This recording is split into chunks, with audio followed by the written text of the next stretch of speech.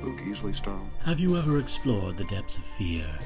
Have you ever wondered what depravity dwells within the imagination of a storyteller that prompts them to exhume horrors untold and expose those horrors to unsuspecting audiences? Some are repulsed, and some are shaken.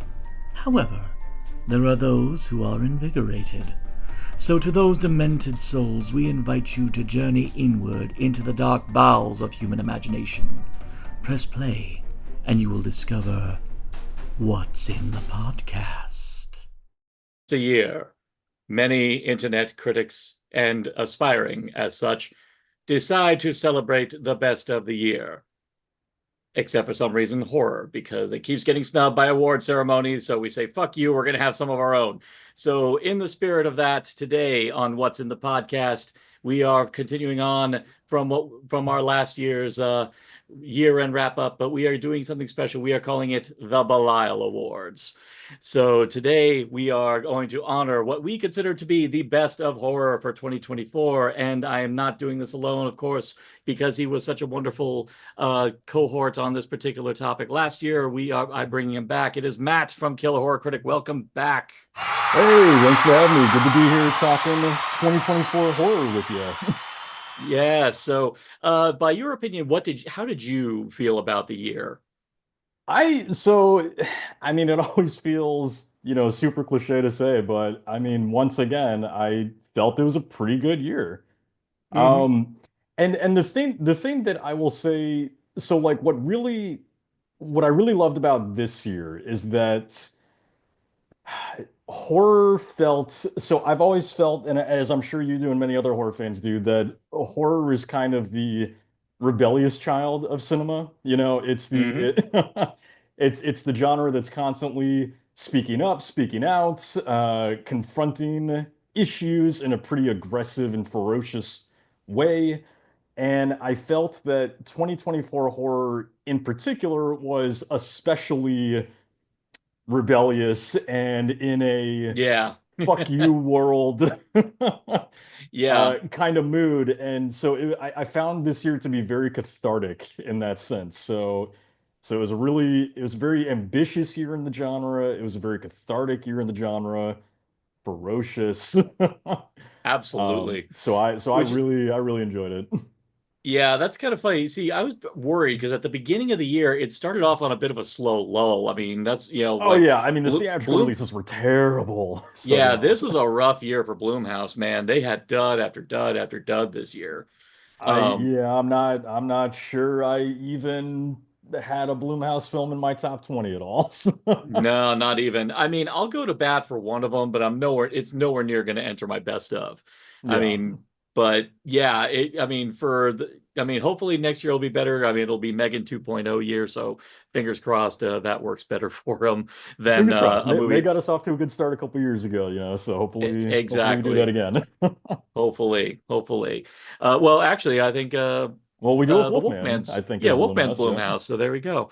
All right, yeah, but it was funny because I was worried. I was like, oh man, are we gonna just kind of peter out and just like only have one or two good ones? And then Immaculate came out, then Late Night with the Devil came out, then a whole Mhm. bunch of stuff just like sucker punched you.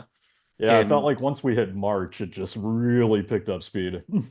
yeah, and even better, even when we had lulls, all of a sudden income came one that was just so fucking ferocious that either A, we didn't see coming, or B, just exceeded our expectations. And that's kind of a wonderful thing to celebrate this year. So, Mhm. like last year, we came up with our own list of categories for it. Some will be the same as we did last year, but I also threw in a couple of new ones just to change it up a bit, also to accommodate our viewing habits, because I did not get a chance to watch as much episodic television this year, even though there were a couple of good ones. I mean, the Creep tapes, Chucky, Absolutely. God rest it, and I actually finished watching Hysteria, which I actually really enjoyed. So. I haven't gotten to that one yet. It was pretty good. You enjoyed it?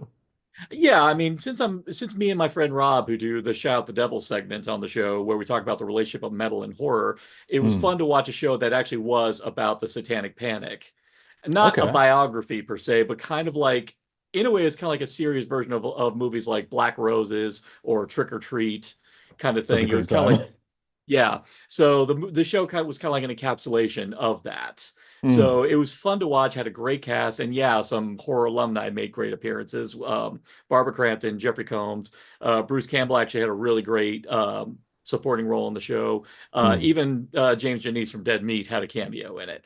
Nice. Yeah, I had heard good things about it. I didn't realize that it was kind of related to that era of film, with Trick or Treat and all that. So that makes me even more interested because I love that Yeah. little Yeah, period. fun. Yeah, actually, yeah, really fun show. But yeah, but like I said, I hadn't watched enough to. I mean, people were like raving me, "You got to watch From." Oh my God, Evil's ending. You got to watch Evil, and I'm like, Jesus Christ. There's so many. I can't keep up. There's too much. Yeah. Too much. So unfortunately, for people wondering why we talked about TV last time, but not talking about this year, that's why. So for this, but we still have some of the favorite categories. Let's go ahead and because I remember last year we had a fun time trying to interpret whether or not Jigsaw and Amanda qualified as heroes. I decided, Yeah. I think that's beautiful. Yeah, it's a beautiful thing about horror is that it's never just as simple as hero and villain. Right. So, yeah, so I decided to split up the acting category into certain subcategories of character types for horror and honor the performance that best, in our opinion, best encapsulated that particular dichotomy. So to Mm. start, go ahead and give me your pick for best hero performance. Like this is bona fide hero, good person character, no moral gray ground. This is a like the hero that we support. So best hero for me this year, and there are quite a few to choose from. I thought we had a really good year of performances for sure. But because I was not going to find another way for them to fit on this list, I really wanted to shout out Lupita Nyong'o in A Quiet Place Day One. Just Absolutely. because I think she is a phenomenal actress. I love every time she appears in horror. It always ends up being a good time, well, Mm. a good time depending on your definition. But but like she's fantastic in Us. I really liked her and I think it's called Little Monsters. Yeah. And I thought that, A Quiet Place Day One, well, I wasn't as emphatic about the film overall as others. I did think it was a really solid sequel. And the reason really had nothing to do with the premise or the creatures themselves. I thought that this was just a really good, soulful human story, and so much of that has to do with Lupita's performance and just how Mm. much you feel for that character, how much you root for her to just, find some happiness or some love in the last days of her life, and it's just a really strong performance, and I thought she deserved a shout out that she most likely is not going to get in Oh any yeah. sort of awards categories this year. So Well, that's why we're doing it today. And actually, a fun little story to go with it. Prior to filming it, she had a phobia of cats, I but read that, yeah. but because she had such a wonderful experience working with Schnitzel, Mm, the cat on that one, she loved the experience so much she ended up adopting a cat of her own, and yeah. recently did a wonderful montage on Instagram with this big old orange chunky kitty. I didn't know about the Instagram montage. That's great. Yeah, Schnitzel was Yeah, a was quite the co-star. Really good in his role quite the too. scene stealer, that cat. It was kind of wonderful. But It I agree was. with you 100%. I'm not as invested in the Quiet Place movies, though good tension and I'm engaged with the Sure. characters. It just, I can never abide the logic gaps, especially with the first two films. Yeah. I But think you're I think right. they're fine films. Yeah. I'm not nearly as in love with them as others, but I enjoyed them. Yeah. I do want to play that video game that came out. I'm told that's like intense. Yeah, I like the concept of it senses, the sound that you're making with the controller, which, Yeah. I would most likely die all the time. So And also your character is an asthmatic. I did not know that part about it. Oh man. Yeah. So, for I myself, the one I was ready to give this to either Sydney Sweeney for Immaculate, or even Mm, later on, just by default, give it to Lauren Rivera. But one performance had so many levels and range to it, in terms of just the inner turmoil that this character goes through versus the exterior problems that this character suffers. And to the point when it gets to the end, it felt so damn triumphant. But I roared for Hunter Schafer's performance in Cuckoo. Yes, she Uh, was this fantastic. Yeah, and admittedly, I have not seen Hunter Schafer in anything else, so this is my first time seeing them in something. And Cuckoo's a very odd, very eccentric little film, like one to which I was thoroughly into, like from minute one. But Oh I yeah, was so yeah. taken with Tillman is quite the eccentric filmmaker if you've seen Luz or some of their other I work. did see Loose. Yeah, that one. Yeah, that one's a bit aloof. I mean, Cuckoo is definitely a lot more accessible by comparison, but man, that Sure. one is wild. But I was just so taken with how we have this person who has her own inner torments. In a way, it's kind of similar to musical version of Lydia from Beetlejuice, where she's dealing with a lot of inner turmoil owing to the death of her mother. And the way they play the reveal that her mom's dead is so sorry about the spoiler, but the way Spoiler. they play that is so damn good. Mm, And the idea, and just because of her own turmoil about that and how it relates to everyone that she's basically forced against her will to interact with, it was such an engaging watch, like 100% all the way through. I was rooting for her from minute one, and I just want to see more stuff for Hunter Schafer because yeah, they were absolutely. spectacular in it. No, they were fantastic, and Cuckoo fits into that realm of women taking back bodily autonomy, which was a major theme in horror this Yeah. year. And so, so there were quite a few performances I think could have fit into this category that everyone would agree with. Oh yeah. And they are one of them because it really is just so satisfying to see them triumphant in the end and taking down these men who were trying to take away their bodily autonomy. Like I will never get tired of seeing something like that. So, Yeah, and we had a lot of those this year. I mean, three mm, amazing Antichrist films, you Immaculate, First Omen, and Apartment 7A, all handled that concept in wonderful different ways that were incredible. But this mm, one wasn't really about her being the mom. It was about the fact that she was responding to people wanting to take ownership of people's reproductive right, yes, exactly. autonomy. And Mm, she took it away, and she was fighting to protect someone because it's also the factor of this that these people not just want to take that away, but also groom the offspring mm. for their own nefarious ends. And it's like, and I loved that this character, by and large, is a character who wants to get away from it all because of this insanity that she's just by blood is having to associate with. But I love that she actually takes it upon herself to take a stand and do the right thing by her because she knows how fucked up she is because of all this shit. She thinks about the stakes of this person who she didn't realize she cared about until a key moment in the film, and it's so well done. It's so Right, well yeah. done. No, I Yeah. always love those stories of like, she wants to sorry for the lame quote, but fly the coop or whatever. And which is, hey, that's what the movie's It's giving you. That's the apt. theme. It's So apt. but she It's wants to fly apt. the And coop and she finds meeting yeah, and family and wanting to be there for her little sister. So yeah, precisely. So now that we've gotten, talked about the characters who are, kind of represent the best of humanity, let's go ahead and talk about the people who skate the line, and the performances of the best performance of an actor who plays a character who skates the line between the light and the dark. So, who is your pick for the best anti-hero performance of the year? so I may pronounce her last name incorrectly, but that is Julia Guriepi from Red Rooms. Have you seen Red Rooms? Hmm. I have not. I heard It you mentioned it, and I was like, oh man, one more movie I it missed before the year It ends. is incredible. Like, so I don't want to overhype it because every time someone does that, you watch the movie and you're like, oh, that was fine. But Yeah, but I I don't think you've ever really overhyped anything for me. well, that's good to know because I'm Yeah. sure I have with others. But no, I absolutely loved it. It's one that, some of your audience might not quite qualify as horror, and I would totally understand that. But for me, the film's major purpose is to disturb the hell out of you. And Yeah, it did that for me, so I consider that horror.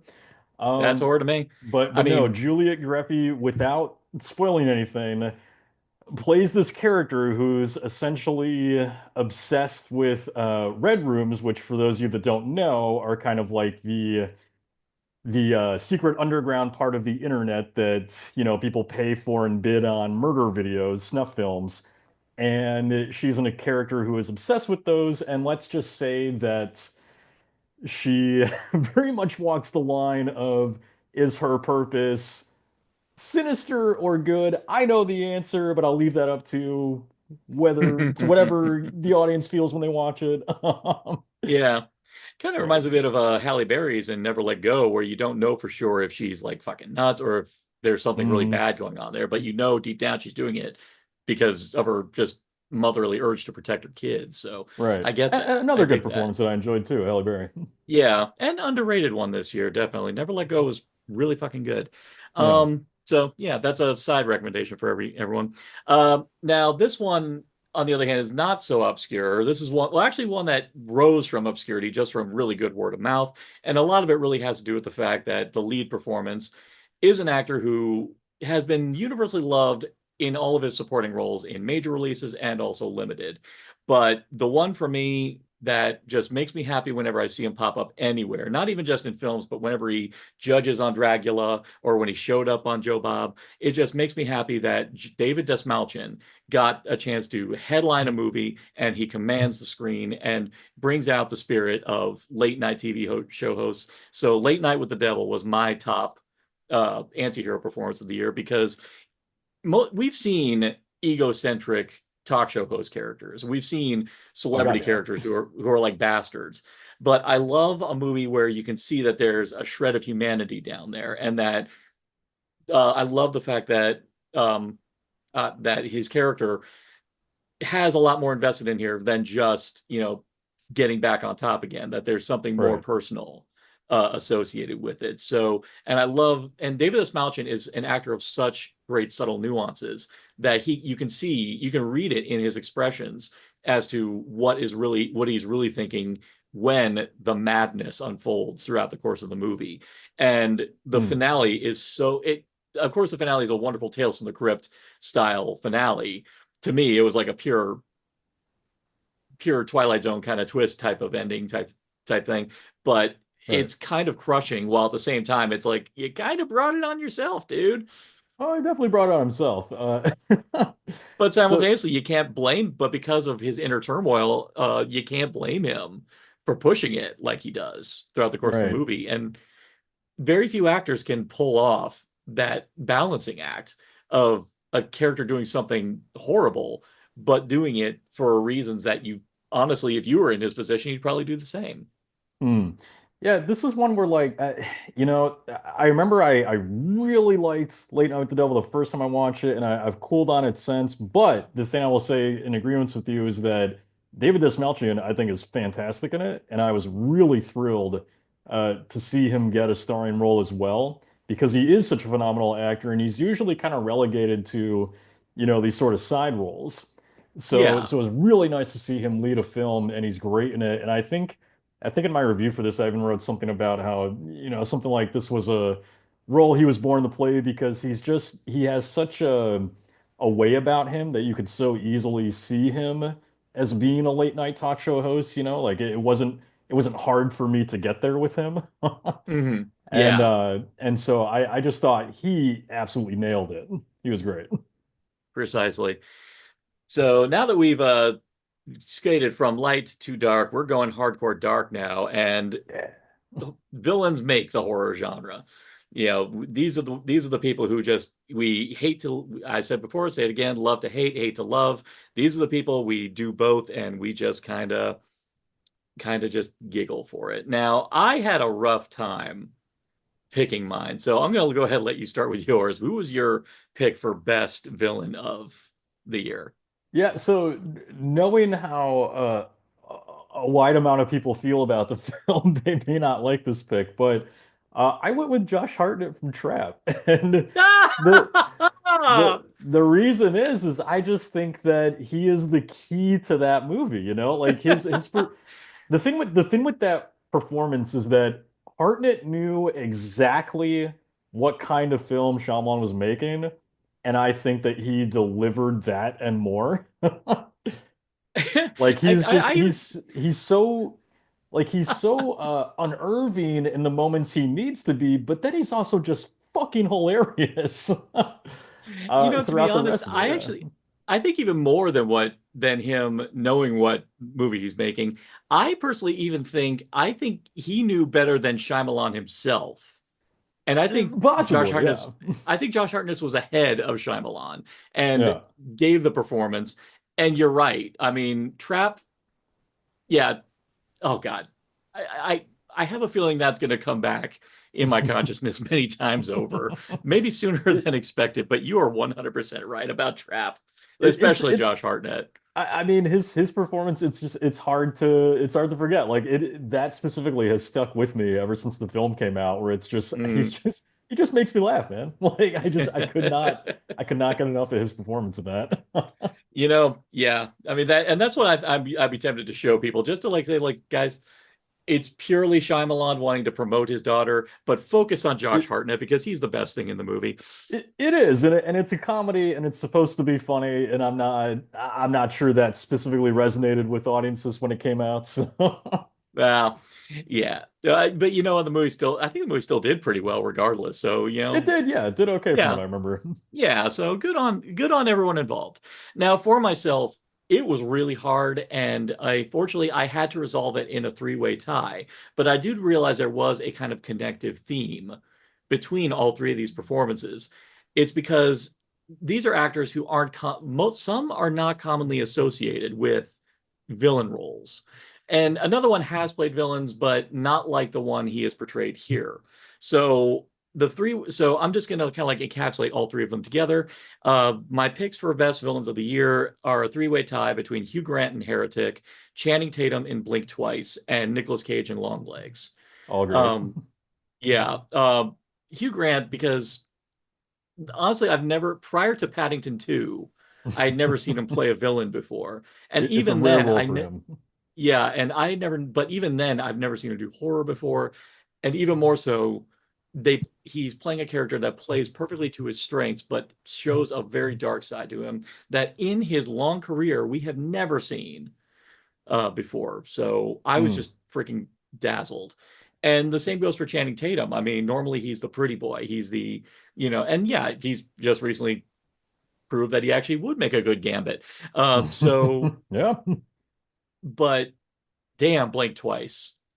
I mean, I He was, actually, yeah. yeah, It's a solid debut, and he was fantastic. I'm with you in the sense that, you've never seen him in a role like that, either of them, really. yeah. You've never seen them do this where they are just so unnerving as characters that they just get under your skin and really kind of shake you for a moment. Like I remember being transfixed with both of them Hmm. in their more villainous moments, especially Channing Tatum towards the end of Blink Twice, I know exactly. Yeah, yeah. really got under my skin with that. Yeah, there's this monologue that he delivers Yes. that, and I gotta also applaud Zoe Kravitz for her direction of it. But there's a monologue. In a way, it's kind of like the anti-America Ferrera Barbie monologue. It's kind of Hmm. like it's the one where it pretty much pokes holes in the bullshit of when a celebrity apologizes for some kind of scandal, where it's like, Yes. yeah, they can make a big old public apology, but it doesn't change the fact that they don't mean it. The way he says I'm sorry over and over again Yeah, it's quite something. it was chilling as hell, and I was totally here for it. Yeah. But yeah, meanwhile, Nicolas Cage, yeah, he has a long career of playing bad guys. I mean, of course, Castor Troy and Face Off is one of Oh, his sure. defining moments. But even then, long legs, just even when he's only half on screen, you're already feeling just uneasy around this guy. Yeah, Just they did a great job with the makeup. His performance in that is very again kind of chilling and creepy. mhm. And And a lot of that goes to Perkins' direction as well. He just really knows how to frame Cage, I felt like. yes, yeah, that's one thing. But I'm a big fan of directors who understand who they're dealing with when they bring on Nicolas Cage, and they find a way to utilize it in ways Mm, that, even because people, when they watch a Cage performance, they expect, the Cage freak out. They expect him to do the things that make him internet famous. yeah. But but there are moments in this thing that are just damned on. Even just him sitting in the car, just all of a sudden, for seemingly no reason, just screams, "Nami!" That's like, what Daddy! the fuck? I mean, most of the time we have a Cage freak out, there's a build up to it, but no, there's just like, what the shit? It worked, and along with the happy birthday song that he delivers, Yeah. that was pretty Oh, great. oh yeah. Oh yeah, so you can understand why I had a hard time picking between these three. Yeah, I mean, like we were saying at the top of the show, it's just been a lot of really good performances this year to be Hmm. quite excited about. So I guess that will lead us then into best overall performance. So who was Hmm. your best overall performance of all the ones to pick from this year? I mean, it's one thing to deliver just a great performance on an emotional level, but in horror, it's also impressive when you deliver a physical performance and you give Yes. yourself body and soul to it. And honestly, and well, because it's the theme of the movie and they are one, you have to give it, you can't just give it to one actress for the same film. You got to give it to both. And for me, I gave it to Demi Moore and Margaret Qualley for The Substance. Yes. Mine too. Yeah.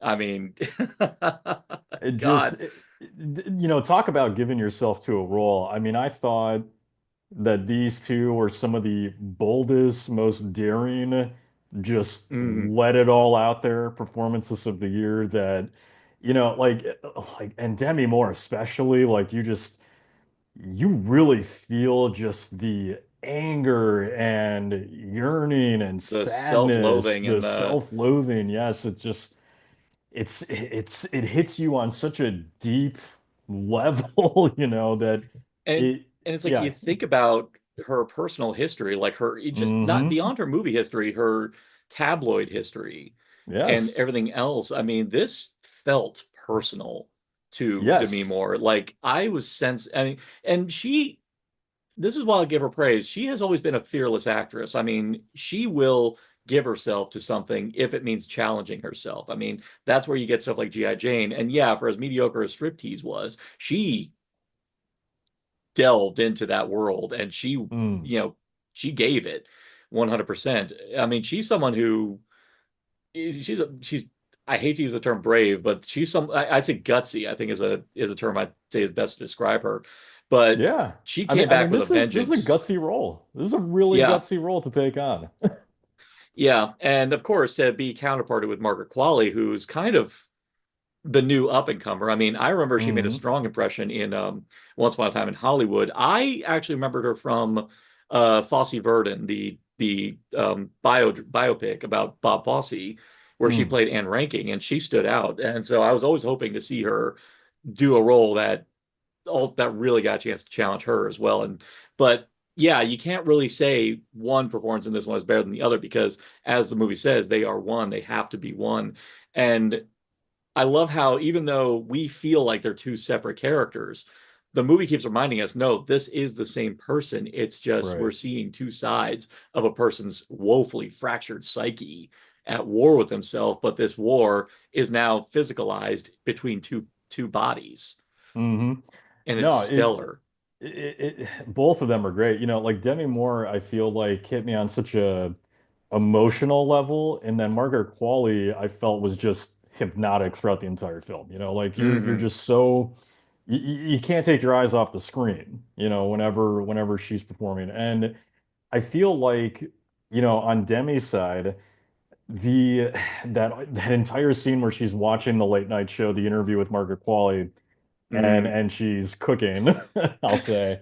Flame up. Um, Woo! again, that's a very, I know you said you don't want to use the word, but it's a very fearless performance there where it's Yeah. just there aren't a lot of actors who I feel like are willing to go to that level that she Yeah. does there. And then, Margaret Qualley, I mean, I will just have that just pained smile, tearful smile that she gives towards the end is just going to be seared into my brain forever. Ooh. Yeah, Um, just when Dennis Quaid, hell, I was this close to putting Dennis Quaid on the villains category too, just because he was so and he's great disgusting. too for a little bit part. He's Yeah, excellent. for a Trumper, he's fucking awesome in this movie. Well, Uh yeah, I forgot he was a Trumper, but yeah, fuck that guy. so fuck him But then.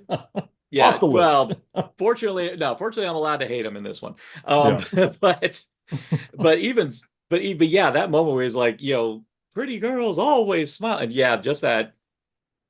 I mean, we know Yeah, why she just doesn't want to smile, but even then, I'm pretty sure she'd be giving that smile anyway, just even if just she wasn't. forcing that smile. Yeah, just the Yeah. way that she always had. It's oh God, it's so tragic, so heartbreaking. Oh. Now, one of the joys I have about being in a, especially some, even though I do dread being in a movie theater with audiences, sometimes it's great because of those Hmm. moments in a horror movie when something so fucking awesome happens that the entire audience just goddamn roars. So for this series of categories, the fucky categories, as I call, this one I call the best fuck yeah moment in horror of the year. So, Yeah. what was your big like fuck yeah, yeah, shit, yes? So this is probably fucked up, considering what happens, but my favorite fuck yeah moment of the year is probably spoiler alert, the baby smash in Immaculate. And so because so first of all, just because I thought this was so funny, so I was watching this in the theater with my wife at I don't know, it was a late showing. It probably started at like 9:30 or 10, so it's super late at night as this ending is rolling around. And for the most part, the theater had been pretty quiet throughout the film. And then we start to approach the smashing, and some guy in our audience out of nowhere from behind us is just like, no, no, they're not. No, they're not. And then they do, and it's like, holy shit, they did it. I think, Uh, yeah, well, honestly, I feel bad because I don't know if I was kind of waiting for it, and yeah. just because I'm like, yeah, that's no, we're not in apartment 7A, she's not gonna be surrounded by people who are gonna stop her. I'm like going, Mhm. no, that child is that little thing is gonna be Yeah, Balinese by the and time it's so done. it was just a thing of like, Yeah, yes, it feels weird to cheer on the death of a baby, but that's not the point. The point is she is saying, fuck you. I'm not your fucking mother for your fucking Antichrist or whatever the hell this thing is. yeah, I'm choosing who I'm the mother of. Fuck this baby. yeah. Smash. Admittedly, also, Tree Venge kind of ruined me for Smash Babies. Well, Revenge does have a pretty great baby smash for sure, but it's It not as does have cathartic of a baby well, smash. it's an on-screen baby smash. It is an on-screen, yeah. It is an on-screen baby I smash. feel this might have taken it a little away though if we had actually seen the smashing in this though. It would have been out of character for the film because Immaculate Yeah. is actually a very graceful film, and it would have been Yes. out of character for it. So I agree there. But, Yeah. Whereas it very much fit well, Revenge. yeah. Well, for I myself, well, for me, smashing is definitely involved with mine. But it's a different one. And this one is because I was in a full audience. It was actually a advanced screening, so I was surrounded by other people who were excited to see this movie. But for me, when Maxine busts Buster's nuts, uh, in Maxine, just that moment when she just takes her spiked heel and just crushes his nuts, the entire audience just roared, Oh just yeah. by the fact that she did that. But then the fact that Ty West, and the funny enough, Power Suggestion would have done the job just fine. But I love that Ty West took the time to cut in a brief shot of the ball squipping out of the ball sack, just to show that this guy is never having children ever Oh, after he's that done. shit. He's Yeah, busted. but man, yeah, Buster's busted. Yeah. Buster's busted. Yeah, and the whole theater roared with Mm. applause and excitement, and everyone just going, fuck. Yep. I mean, for as morally dubious as Maxine tends to be, this is one of those times where everyone is 100% on Oh, her side, just yeah. screaming, fuck yeah. I think we And can all definitely agree that that was a satisfying moment, regardless.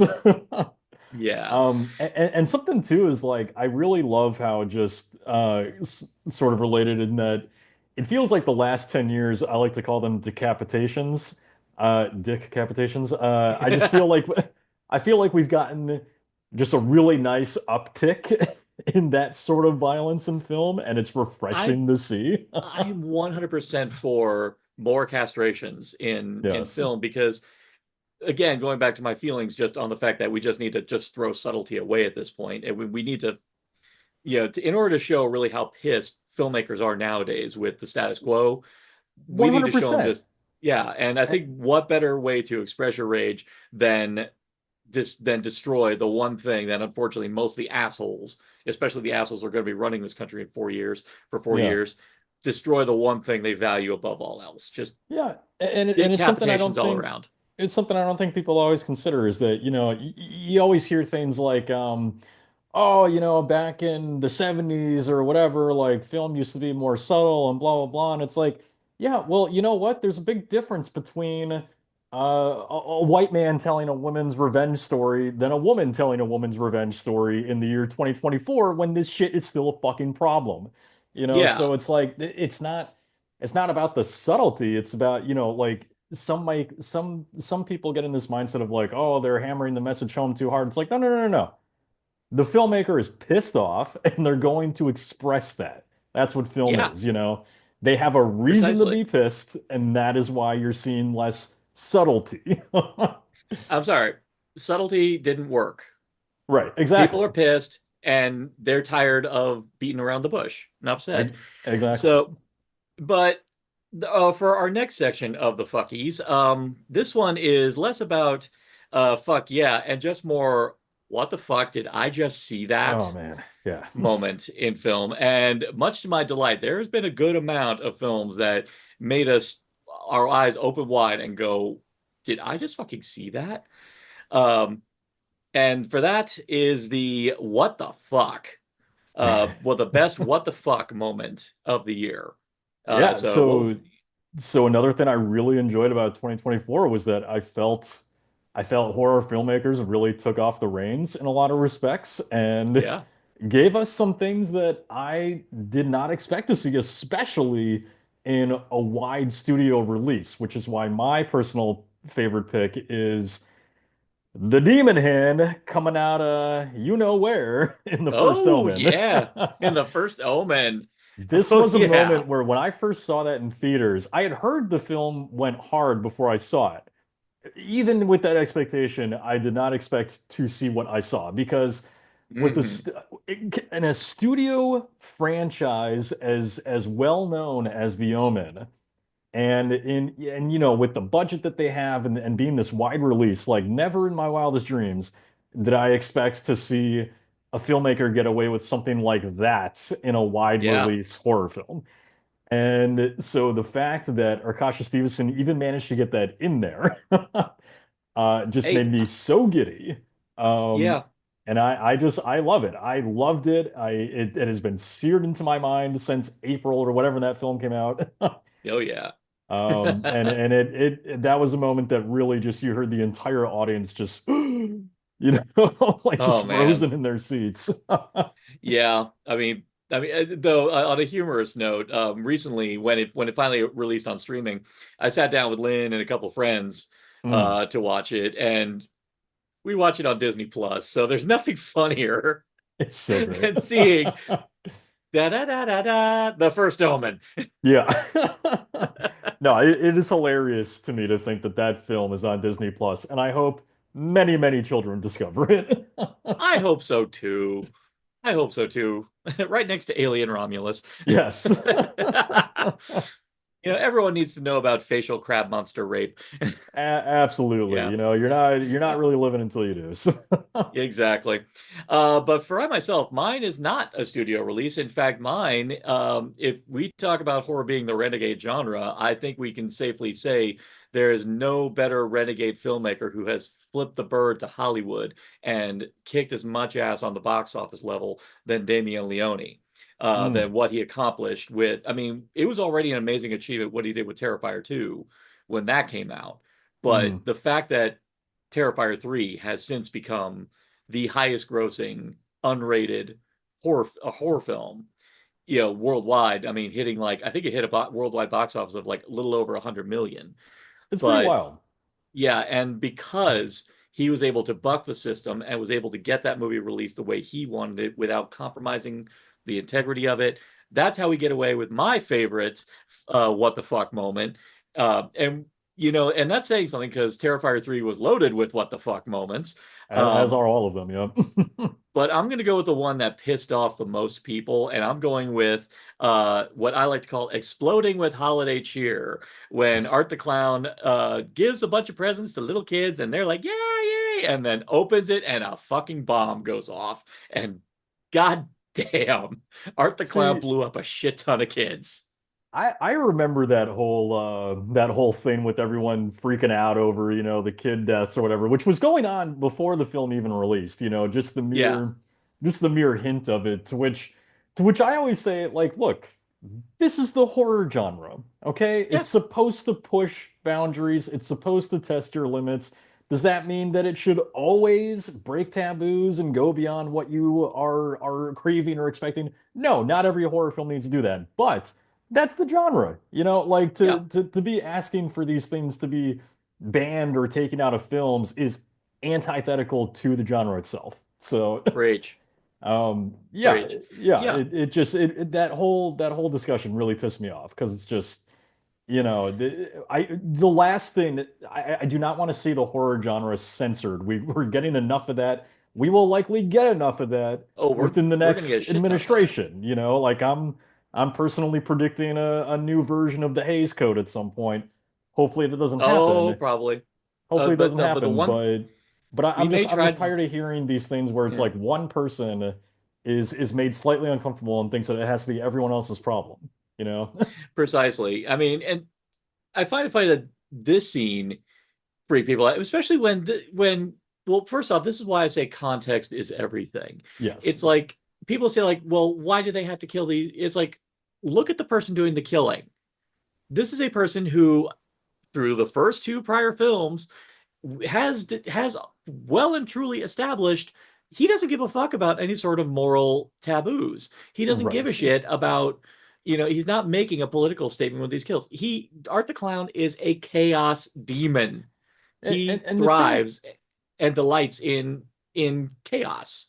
and look, I personally go back and forth with Terrifier films. It's kind of like a mood thing for me. Like, one day I might be, oh yeah, I'm really into these. The other day I'm like, oh, I'm not so sure. But the thing I will say is that what I really enjoy about Art the Clown is that I do feel he's a character that consistently kind of gives the middle finger to expectations, and to and Yes. to and to tried and true tropes, cliches, whatever you want to call them, with horror villains. I remember when the first one came out and people were really upset that he used the gun, to which my response personally is, that's the world we live in now. I'm sorry, Michael Hmm. Myers was in the 70s when we didn't have shootings every other day. Yeah. And so I feel like Art the Clown personally represents kind of the modern horror villain where these aren't your creepy next door neighbor, or these aren't the guy next door going around with the butcher knife. Like, we have things like this happening all the time Yeah. now. So Yeah. Exactly. And even more so, the whole, I mean, to go with your whole example of the fact that he uses firearms, he uses explosives. mhm. Let's not forget, he is a clown. And the whole point of a clown is to, in a way, it's not too dissimilar to the Joker. He's like an R-rated Joker in that respect, where Yeah. a clown will do anything to amuse himself. And one thing a joke, any kind of Joker will do is do shit that's spontaneous and unexpected. And nothing was more spontaneous and unexpected than seeing a slasher villain use something that's not commonly associated with slashers. And Exactly. Yeah. yeah, and to me, just using a fucking explosive to off a bunch of kids. And again, Damien Leone, credit to him and his testament to how well orchestrated his films are. He knows when to pull back. He never shows any bits of the kids. You don't Mm. need to see it. You know damn well those kids done got blowed up. Yeah, no, knowing it happens enough. Yeah, that's all. It's a And moment of rare restraint from him. well, again, for this is a series that's It's not about he just restraint, which I knows. get, yeah. He knows. I really appreciate about him that he knows when to pull back and when to go for it. And Yeah, and to me that moment was just the right amount of like holy fuck paired with just the right amount. right, for So sure. you're now people would think what the fuck is the peak, but I mean, I think we can go a bit further with which would with be our a best holy fucking shit moments. yeah, yeah, this goes one step further. Yeah, This just the one where you can practically feel yourself levitate out of your seat. You are so in shock. Yeah. I mean, I think the Vince McMahon meme where he's like, ah, ah. Yeah, Yes. the holy fucking shit is that with the eyes lit up moment. Yeah, full So on lasers coming out. full on lasers. So uh I have a feeling I know where you're going with this one. So go ahead and tell me. Yeah, so I couldn't pick just one specific moment, so I just laid out the entire third act of The Substance.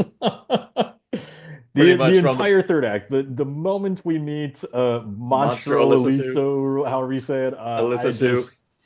I just I had such a big smile of holy fucking shit on my face of just especially because like you're surrounded by an audience and you know that the rest of them are having a moment of either what the fuck is going on or pure delight. And so it just Yeah. from that point on that the entire third act I was just out of my It's mind. it's such a pure snowball effect. And it's like, and you don't think, and this movie has already challenged us to make us think, how much further can we take it? How much further Yes. are they going to go? And for me, of course, having seen Coralie Farger's Revenge, I was like, no, she will take it as Yeah. far as it needs to go. Oh Or yeah. even, yeah, or as far as we think, or even further than we think it can go. So I was like going, okay, yeah, okay. Oh my God. So Monster Alyssa Sue is born. And it's like, okay, oh no, is she actually going to try and oh my God, she's going to try and do it. Oh my God, is she actually going to go backstage? Oh my God. And then the second she gets, but for me, just, and so, I forget who said it, but someone said at the second she explodes when everyone's like rebelling against her, she explodes and just rages out, just blood spraying Hmm. everywhere. That was kind of like a metaphor for just the person in question just saying, "I'm fucking done with everybody," and just raging Yeah. out at everybody.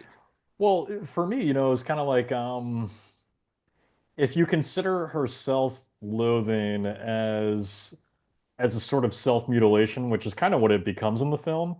Mm, To me, it was sort of like saying, my blood is on a lot of your hands for kind of what you've done to me.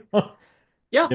And granted, like she obviously has responsibility as well, but like just the way that society and the producers and everything have put her into this position of self-loathing, like Mm, made her hate herself by requiring her to reach impossible standards. I just sort of yeah. took that as like my blood is a lot of it's on your hands. And yes, also definitely a fuck you to all of Yeah. them. Oh, it's a grand old fuck you. Well, especially prior to it when you have Dennis Quaid saying like, "Oh, she's my greatest creation," kind of like that. So you Hmm. have other people taking credit for this person's hard work, Yes. like the hard work that they The blood, sacrifice sweat, their and tears body and that they have soul. shed to become this, Yeah. other people are taking credit for it. Well, this to me, I think was Coralie Farger just ripping into every leech like freaking agents, like Hollywood Hmm. execs, like all these bastards who are taking the credit for the success of the real hard work that's being done by the filmmakers. I mean, these are the fucking assholes who still do not get the message that we want a category for best stunts at the Oscars because those are the Yes. people who are actually sacrificing life and limb, literal Right. life and limb, We don't for get our best stunts, but we entertainment. get best box office achievement. Who the fuck cares? You Fuck made the wants that most shit. money? Why the fuck are we rewarding this? The reward's the Yeah. money. Like, it doesn't need a reward. What are we talking about here? Yeah, no, if look, if you want to jerk each other off about how much money you make, go to the men's It, room, go to the men's room, it's do a just Dutch rudder. gross. Like, it has You no know, place in an awards show. And yes, and we're passing over stunts, these stunt people who do put their lives on the line, for the making these films. It's, for the worst cause on the face of the planet are entertainment. yeah, exactly. That's Yeah. yeah, They absolutely, like, their yeah, names deserve to be known. precisely. And to me, that moment when Mozzarella Lister just explodes and just sprays blood like all over everybody. And if you all listen to my podcast, the podcast I did with Kat and Logan talking about this moment, I mean, even the fact that she just this little girl who was in a replica of Sue's dress, Hmm. the fact that she gets drenched in blood, I mean, that's like in a way Alyssa Sue's way of saying, you don't want this. Right. this is the monster that they make me. You do not want this. So the best thing for the child, ironically, is to traumatize the fuck out of them by showing them the hard truth. Pretty much. And that's Yeah, the thing is it was a film about hard truths, and I think that that's kind of what personally I think that's what led to some of the divisiveness with it is, not everybody sees that hard truth the same way, exactly. or is willing to kind of accept what Corelli is saying. So I think that you know, the other thing I will add to this is now I have an expectation for every future Crawley Forgive movie that the finale will just be drenched in bloodshed. Like it Oh is now an man. expectation of mine because that's twice now that I feel like she has just spilled as many gallons of blood as possible. Well, we don't have Gallagher anymore, so we need someone to spray Exactly. us with like, random stuff. Exactly.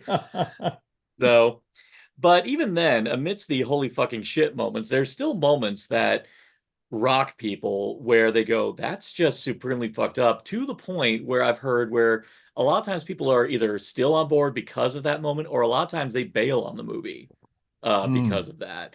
And so for that, for this the final category in the fuckies is the best fucked up moment yeah. in horror this year. So this is So, another one where thankfully there were a lot to choose from. And I went with one that I won't get too into because again, I don't want to spoil it for yourself or listeners, but I'm going to say this is going to sound very vague, but the schoolgirl uniform scene from Red Robes. oh no, You'll oh just no, have to wait and see. oh dear, god It's damn. nothing Okay, it's nothing it's nothing that visually is hard to watch. It's not that kind of fucked up moment. It's the thought of it of what's happening in the moment that I found so extremely fucked up and cannot shake. But that was mine. What about you? okay. Well, this is a moment that happened. That's pretty much the inciting event for the horror of the film. So much so, and it happened so early in the film that I know a lot of people who like hate shut it off Mm, because of this. Particularly since the stuff that precedes it is pretty uncomfortable to begin with, just by virtue of how real it is. But for me, it is, uh, as I would call it, was the table worth it in the coffee mm, table? hmm. Just now, first off, Kaye Casas, I have to applaud the way he films this moment. Does not show it at all. I mean, and they even build up, oh yeah, this table's unbreakable, the glass is unbreakable on this table. Uh, and then just off screen, shatter, and he is mortified, and they just do great suggestion to reveal that not only is that baby dead because of this table, this baby is beheaded. It is Hmm. decapitated because of it.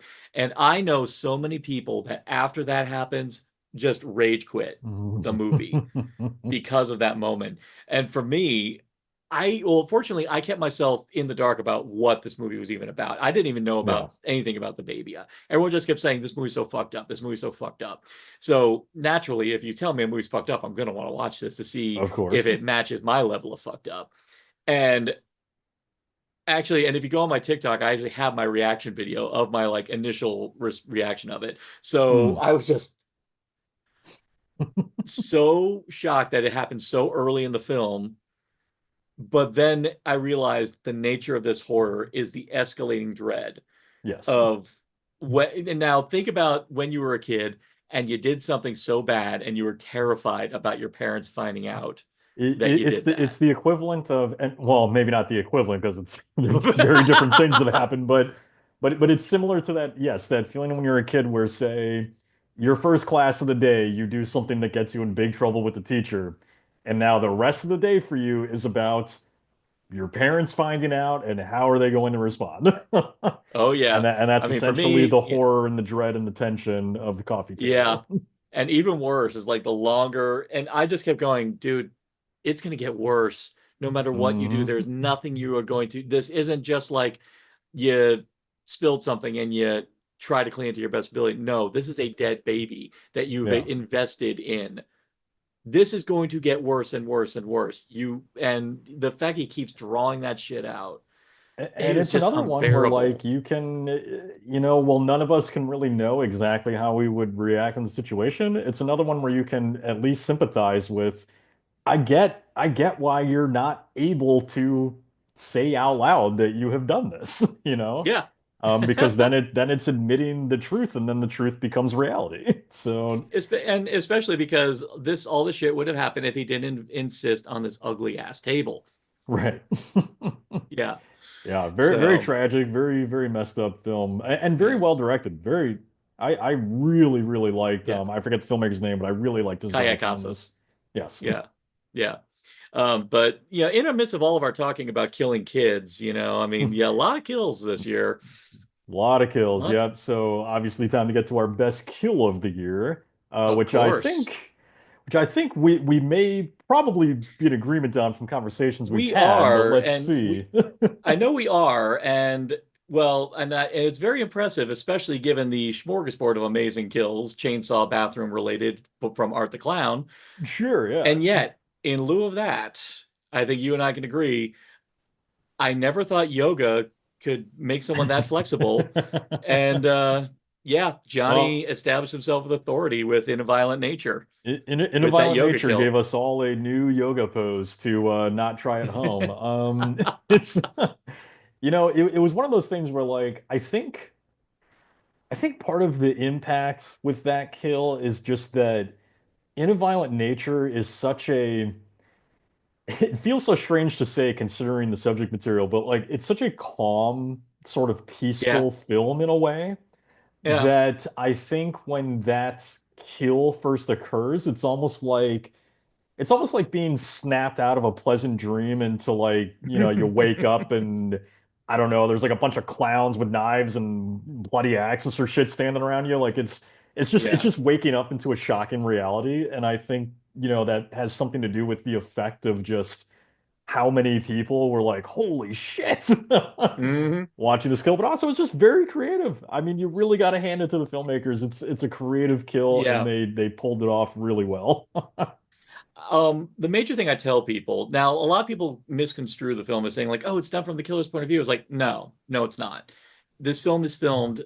It's a nature documentary, Mhm. except instead of it being a predator that we're following a slasher. It's not That's what his this point movie. of view. It's forcing us to watch him and ask, and it kind of asks like what we think of his position, Mm. this role that that we never really see that side of. And people were like commenting, "Oh, the script is so bland." Oh, it's like guys, this is this isn't even like the first installment of a horror franchise. We are basically watching a sequel to a slasher, Mhm. but we're doing it as if Terrence Malick or David Attenborough are doing some kind of like, this is the predator in the wild. You're watching Well, him walk in his natural habitat, Well, it's just really walking. fascinating for that reason, right? Like Yeah, the thing that I enjoyed so much about In a Violent Nature is that, it's really interesting how there are all these different moments where Johnny kind of comes across bits and pieces of dialogue between the teenagers and you sort of can kind of vaguely build a story between them all off of that. But what I liked about it is that it kind of points out just how little story there really is in a lot of these yeah, types of slashers because the content of it doesn't necessarily matter. yeah. And And I feel like that's kind of part of what was being pointed out here. And I just really love like yes, it's one of those films where I get it. I get it. If you can't if you're not willing or unable to connect to what the filmmaker is trying to do with this perspective, then I totally understand why it's boring. But if you do connect to it, I think that it's just such a fascinating watch. and I've Uh, actually discovered like the more astute you are with filmmaking techniques, the funnier the movie gets. And mm, the more aware you are of genre, the funnier the movie gets because you are fully aware of the mechanics that typify a slasher. And then here you are, because the filmmaker chooses a different angle, a different tone, a different aesthetic, and the fact that there's no score in this movie mm, whatsoever. And all of that, when you get to this brutal ass kill in the middle, that, yeah, in any other slasher would be heavily edited. There'd be a suspenseful score. oh yeah, you get It all would kinds of be stingers. Yeah, all kinds of stingers. But no, the movie just does long, lingering, unglamorous shots where it just focuses on the moment. To me, it was to ride the nature documentary Yeah. angle. It's like those times when you watch those and you see the predator just a rip its prey apart. It's And I it's was a like, deconstruction of the slasher, and it yeah, de-glamorizes the violence of it, right? Because even though the hmm violence itself is over the top and is extreme, like you said, we're watching it from such a distant, kind of cold perspective that it loses that typical glamorization that you would see in a film like this. yeah, So, actually, in a way, it kind of, yeah, that glamorization kind of operates as something of a security blanket in a mm, way.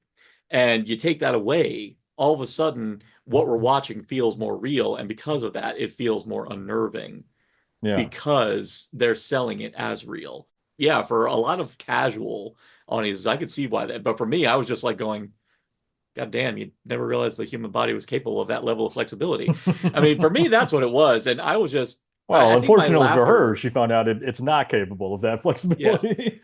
I think for me, my laughter was just escalating because I'm like, oh my God, how much further are we going? How much further? Mhm. Oh my God, Jesus Christ. Yeah, that's a kill that So just keeps on going. yeah, it's one of the few genres I feel like that we really celebrate the director. I think really where the director is an essential component on that. So, I mean, would you agree Right. with that? Yeah, I think so. And it's why I think it's obviously we're celebrating best direction of the year. And Hmm. for me, and maybe we're on the same page here considering our Oh, love I of the know we film, are. but for me it has to go to Crawl I Forget. And I think Or that, yeah, that is just Orly because Farge, yes. Farjay, yeah, I Yeah. pronunciations. The French. Don't kill me, Crawley. So with her, ever since I watched Revenge, I have Yeah. been salivating for her next film, which in this case Mm, turned out to be The Substance. good, And it was good term. Good because, term. yeah, because when I watched Revenge, it was, on paper, a rather simplistic story. Nothing we hadn't quite seen before, just in this case from a woman's perspective. That was the big difference. Hmm. But what enamored me so much with the film, other than just seeing it from a woman's perspective, which at that point I think hadn't really been done yet in this case, um, it was just she has such a like ferocious approach to Yeah. directing, you know. I mean, the whole beginning of that film with the close-ups in the helicopter and the score and just, it's like a fucking wild animal like growling in your face, and I feel like she carried that over to The Substance. Granted, with little differences to fit the film, but she has just, yeah, just a really vicious filmmaking style that I feel like is so just in your face, um Yeah. with it, that it's and so aggressive that I love her direction. I cannot help but just be mystified by it. The thing most people don't know is that Coralie Farge is in her late 40s, and Hmm. it's very clear that this is a person who's been clawing to get to this point to be able to become a filmmaker and Right. to be able to make a film on her own term. And because it's even male or female, it's hard to get a film made on their terms because Hmm. when you have producers, they're going to want to be done their way. So the fact that Coralie Farge obviously stuck to her guns and was able to find like-minded people to make the film that she knew needed to be made in order to make a statement. And the fact that because Revenge was such a powerful declaration of her authority, Yeah. it's I think it's so incredible that of all things, a streaming service movie was got behind her 100% to pretty much flat out say, fuck you guys. It took me ages to get to this point, and I'm going to tell you how fucking pissed I am at all of Hmm. you. And you can't help but feel that rage just chant. Very seldomly do I feel a lot of times whenever a filmmaker makes a film, even if it's acclaimed, you always feel like even what was it? I mean, recently with Nosferatu, for as much as I enjoyed Nosferatu, and as Hmm. much as I know that it's a passion piece by Robert Eggers, I kind of put it in the same way as Spielberg's Lincoln, where it's like, I know you can do this movie so fucking well that it's there's no surprises for me Mm. with this. Whereas Corley Farge, because she's not, I don't feel like she's burdened by pretense. I don't feel like she's doing this to be an artiste. I think she's doing it because she is fucking over it. Well, so I will add to that. Since you mentioned Eggers, and it's a chance for me to say I thought it was fine. The thing with Nosferatu, and in comparison to Fargia here with what we're talking about, is that Eggers on a visual level, master craftsman. Mhm. Visually, Nosferatu is a gorgeous film. Looks absolutely stunning. The difference between at least for me, the difference between something like that and something like Corrali's direction is that I feel like a heavy amount of emotion uh, with Corrali's direction. I feel that rage, I feel that yearning, I feel that authority. There's a lot of meaning and uh, a lot of aggression, all that kind of stuff within her work. And on Nosferatu specifically, that was just a film where I felt it looked beautiful, but it's kind of cold and empty to me, which sort of fits the movie. So I'm not going to take Yeah, that it away fits the from it. movie. Yeah. But it did feel emotionally vacant. So And I think I said to people is like in a post-substance world, it's like I can't like a lot of the films that I saw after the substance, it's like, yeah, a lot of these are great, but ultimately nothing I did not feel so emotionally attached to a movie like the mm, way like where the director was like I felt like the director was talking to me like yeah, you specific. feel like they're Yeah. sitting right next to you having a conversation. Oh no, beyond that, I feel like they're looking at me going, yeah, asshole. You feel like Malcolm McDowell in Clockwork Orange, eyes peeled open and No, forced to actually watch. less like that, but more just like I'm looking at her and she's like, and I'm just going, I am really fucking sorry. I am so fucking sorry. Yeah. Um, Even if I'm not responsible, I'm still just going to say I'm sorry because anything I did to contribute to the shit that you are portraying on this film is like I am so fucking sorry. Yeah, Like I it, hear yeah, that's where I took it. So you. I'm actually going to swap it around just so that way we can kind of rip it off. But Sure. another thing beyond just the statement that the substance is going to make, we also have to just talk about the technique in terms of the technical achievement of that film. And let's focus on the makeup of it. And sorry, Yeah. spoiler right away, but let's just go ahead and say it. The makeup on the substance is through the fucking roof. Absolutely phenomenal. It reached the wildest heights of my Frank Henenlotter appreciating dreams. Like it. Oh, baby. Now, when the movie was being hyped up, everyone was saying Cronenberg, Cronenberg, Cronenberg, and that is I, entirely applicable. I Totally felt like one of the applicable. few people that mentioned Henenlotter because I was just like, guys, this Oh, is like just please. because it's body horror does not automatically assign it to Cronenberg. Dude, There were who other are you people talking that do to? body horror. Yeah. Who are you No, I know talking who I'm to, talking man? to. But like Oh I was yeah, one of the I was I like was one of going, the holy critics that like shit. saw it before it came out, and I feel like nobody really was mentioning Henenlotter, and it's like, guys, this is Oh, Henenlotter. this is pure Henenlotter. No, Cronenberg would never do monstreless soup spewing blood all over. No, Yeah, Henenlotter that's would do not that Cronenberg shit. style. Nah, Hanenlotter would. And actually, even more so, and I forget, I think I want to say it was Chelsea from Dead Meat actually said, I picture Monster Olissasu hanging out with all the unique individuals from Basket Cases 2 and 3. Oh hell yeah. Oh, Like, they're I think definitely Grant, having like a picnic with Belial and family oh and yeah, picking with Belial and Moonhead and Bonehead Woman and all that. Mhm. No, Monster Olissasu, Granny Ruth would immediately meet Monster Olissasu like right back there, like saying, "Come with me, and you will Mhm. be loved and you'll be cherished." It's like, oh my God, Well, yeah. what was so what was so amazing about it is like it's all of those things and executed on just a masterful level. Like there's nothing cheap about the Elisa Mm-mm. Sue monster. She looks incredible.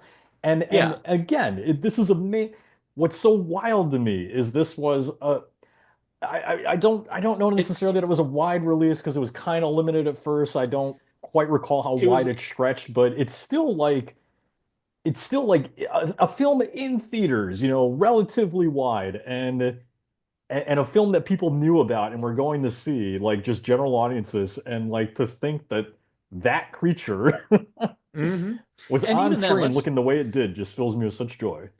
and even beyond Monster Sue, even though not just was it a great prosthetic creation, it was also a good combination of prosthetics with CGI. Like that was a Hmm. wonderful marriage of it. But I want to actually let's rewind and talk about all the gradual moments when Elizabeth is aging more and more. Like when we get to that moment when she becomes that crone, Hmm. like at the tail Yes. end. I mean, beyond the fact that Demi Moore gives an astounding physical performance there. But I have never seen an old crone body portrayed or like displayed with such vivid, uninhibited detail to the point where you're seeing, boobs whacking at someone's knees. Yeah, Um, it's not something you see often, and to me, and to give even more credit to the makeup effects artist, is this to me had a similar. I appreciate it in a similar sense to like Baker's effects in American Werewolf in London, because that was another mhm, example of showing this transformation in bright light. There's yeah. there's no hiding the effect as is typical to the genre, and to see all of this on display in just like the bright bathroom lighting, there's no shadow hmm hiding Yeah. any of this, and it still looks incredible. Precisely. I would even say with a lot of the aging effects and just the whole just this moment when she becomes this like wizened witch-like creature. I've always said it before. I've always said with Coralie Farge that revenge was like to me the end all of the rape revenge subgenre. I Hmm. would even be bold and say, even though I'm pretty sure we'll see more examples of it to come, I like to think with her efforts with this movie, with the makeup effects, I think she kind of really put to bed the whole hagsploitation subgenre as well, just because she took it to an extreme that even with hell, even the work that Ty West did on X Hmm. and any sort of portrayal of witches or anything like that, nothing is going to hit. I think for a lot of audiences, I don't think it's going to hit as personal as the way she portrayed it with the makeup effects in The Substance. Speaking of personal, like that is something to mention too, is that I think what's so great about these effects is that you didn't lose the character at all either. No, You still very much feel her in there, yeah, well, which and I is think not yeah, always common. So, and the good thing about Demi Moore is that she's such a distinctive, very striking visage that even under all that makeup, I had no problem recognizing that that is still her under there, right. and Yeah, it you was still just feel her dazzling. under there, which is great. Yeah, and I mean, as great as good makeup effects are, and so many times how it's amazing when you're like going, "Holy shit, that's them." Hmm. Sometimes I love it when the makeup is so indistinguishable from the actor itself that it becomes more of an extension of the actor and their craft. It's kind of like that idea that we always used to how they used to use CGI to just upstage everything. It's like no, it needs to be the extension of it. And in the case of Yes. The Substance, the makeup is an extension of Demi Moore in this case. Coralie Farge, with her sophomore effort, obviously dazzling, and with a lot of great films from a lot of really seasoned auteurs. I mean, of course, Eggers recently.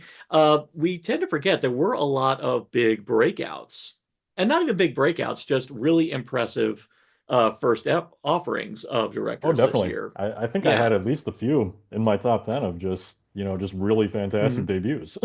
Yeah. So, what would be so for this category, the best directorial debut in horror for the year? So, what would be yours?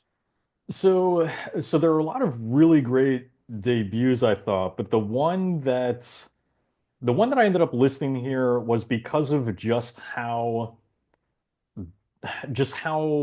sort of forgettable I thought the film could have been had it not been for the direction.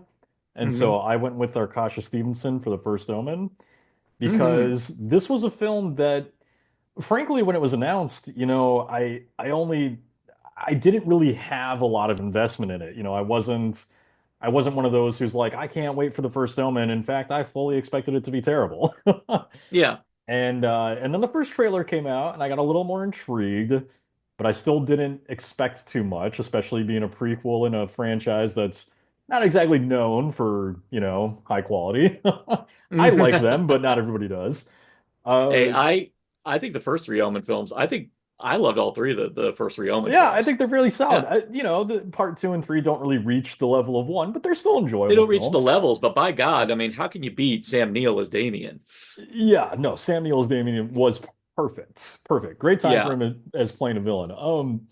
But Arkasha Stevenson, I mean, holy shit, man. Like she just I sat there the entire time watching that film, like, I cannot believe that this is a directorial debut because she had such a great understanding of the craftsmanship of horror, like just the way everything is framed, the way she uses space, the patience with setting up the scares, like it's all just so beautiful and it looks beautiful. Like it's all just so Yeah. well directed. That I fell in love with her direction immediately. Like I cannot, I'm she was one of those where I am praying that she ends up getting to do her own thing now that Yeah, she has done the absolutely. first Omen and gets to give us an Arkasha Stevenson original. Um, Precisely. Yeah. I because mean, yeah, go as ahead. I lament, yeah, I lament the fact that the film didn't do well financially, but I love the Mm. fact that it did so well critically and that it struck so many people that at the very least, I have a good feeling that she's going to do things Oh in the yeah, future. it would be a damn shame if she didn't get another chance, and I'm sure she will because of the critical acclaim. We'll have to see. Maybe not as on as grand of a scale as the first Omen, or well, I shouldn't. With Yeah. maybe she won't get that kind of budget again. We'll see. But no, I loved her direction, and it was with the script where like on paper, I felt it was a fine script, but she Hmm. really elevated it to the next level of just being something so much more than I think it could have been. Um, Precisely. so I was very impressed with her. What about you? Yeah. Um, our cross Stevenson was definitely on my mind, but Mm. I kind of also had a feeling you'd pick her. Yeah. So, and because this category is about celebrating people who make their films for the very first time, I kind of wanted to honor someone who I have known him and loved him being the off-screen voice on The Last Drive-In. Just hearing him always like telling Joe Bob, no, no, stop it. Or like every time Joe Bob tries to sing a song and he's like, no, we can't afford it. No, don't do it. It Mm. really made me happy that in the spirit of The Last Drive-In and the idea of making like classic retro style exploitation films, and the fact that he did it pretty much in a similar way to Joe Lynch when he did Mayhem, but the idea that Mm. he went out to Serbia and actually made a film that really was lived and breathed actual Serbia. I have to salute Austin Jennings for his direction of Eight Eyes, Mm. actually. That film, first off, I again, not knowing at all, see, between Long Legs and Eight Eyes, I was like, we already had two amazing spider films this year. So I'm like going, is this another spider thing? Kind of thing. Right. So yeah, they keep toying with me. But in this case, while spiders do kind of like on a thematic level, this is a film I wasn't. Well, on one side has the raw, uninhibited nature that you run into with like classic '70s exploitation, like Hills Have Mm. Eyes, Last House on the Left, even the original Texas Chainsaw Massacre.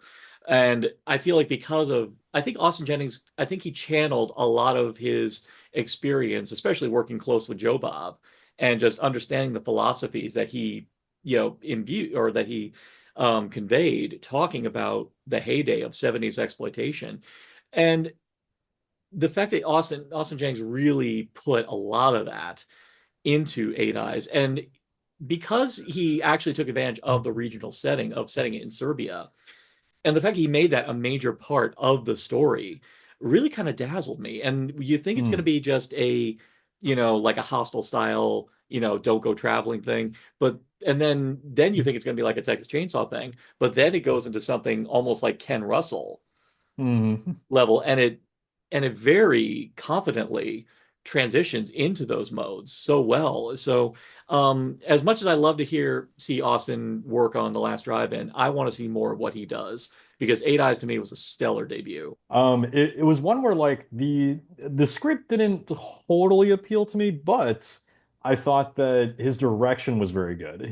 I felt that he had a lot of promise as a director because It's sort of, I do think that for the most part, he did capture that era where I felt, yeah, there's a little bit of like Wes Craven's Hills Have Eyes in there. It kind of, Hmm. at times, and I don't know if it was because of the setting or not, but at times it sort of felt like something Joe D'Amato might have made, Yeah, a um, little Anthropophagus in there. Yeah. yes, exactly the one I was thinking Yeah. of. And so, Well, one other thing I also would love to point out is that, mm, yeah, because he's aiming for an aesthetic, one thing I really loved was that now most filmmakers, when they want to resurrect a retro style, will deliberately do in post a lot of like effects to make it look like that. mhm. I was blown away by the fact that Austin actually used those little quirks. And you think like, oh, that's just a thing. But then you realize those things are appearing contextually in the right moments. This Right. is actually a part of the movie. This is actually like happening in relation to what's happening on screen. I've never known a filmmaker who aspires to recreate a style, but use that style to help convey the narrative. And I thought that was dazzling Yeah, to for me. sure. He has a lot of promise, and he's one where I'm looking forward to seeing what else he can do outside of The Last Drive-In. So enough of this doom and gloom. Let's laugh a bit. So we did get a good amount of comedies this year, and actually, I don't have it mentioned anywhere here, but the one I labeled my top like bet great horror film of the year was Destroy All Neighbors because I laughed so fucking hard on that movie. Hmm. But for you, what was your funniest horror film of 2024? Yeah, so before I say the funniest horror film of the year, I want to say a funniest moment really quick because I think it deserves it, although you might mention it, so Mm. we'll see. But so Abigail was not my funniest horror film of the year, but I do think it has the funniest moment of the year with the whole "those are fucking onions" thing. Like that just I don't know Yes. why. It's just Dan Stevens' delivery. It's just fucking hilarious, and Oh my everybody God, laughs every yes. time. I love it. Oh my God, yeah. So that was the funniest moment for me of the year. But again, to me, going back to what we were talking about earlier, I mean, I think Trap's fucking hilarious, man. Like I It just really is. once you view that movie as purely a comedy, like it's delightful. Absolutely. Absolutely. I mean, there's a little part of me tempted to put it in this category for that reason, but Hmm. I always feel like when I say something's unintentionally funny, I kind of timid to ever say that because I always feel like it's a slap in the face of the filmmaker because obviously they didn't intend it to be as such. But Right. we're dealing with Shyamalan here, so he's the king of unintentional humor in his Yeah. movies.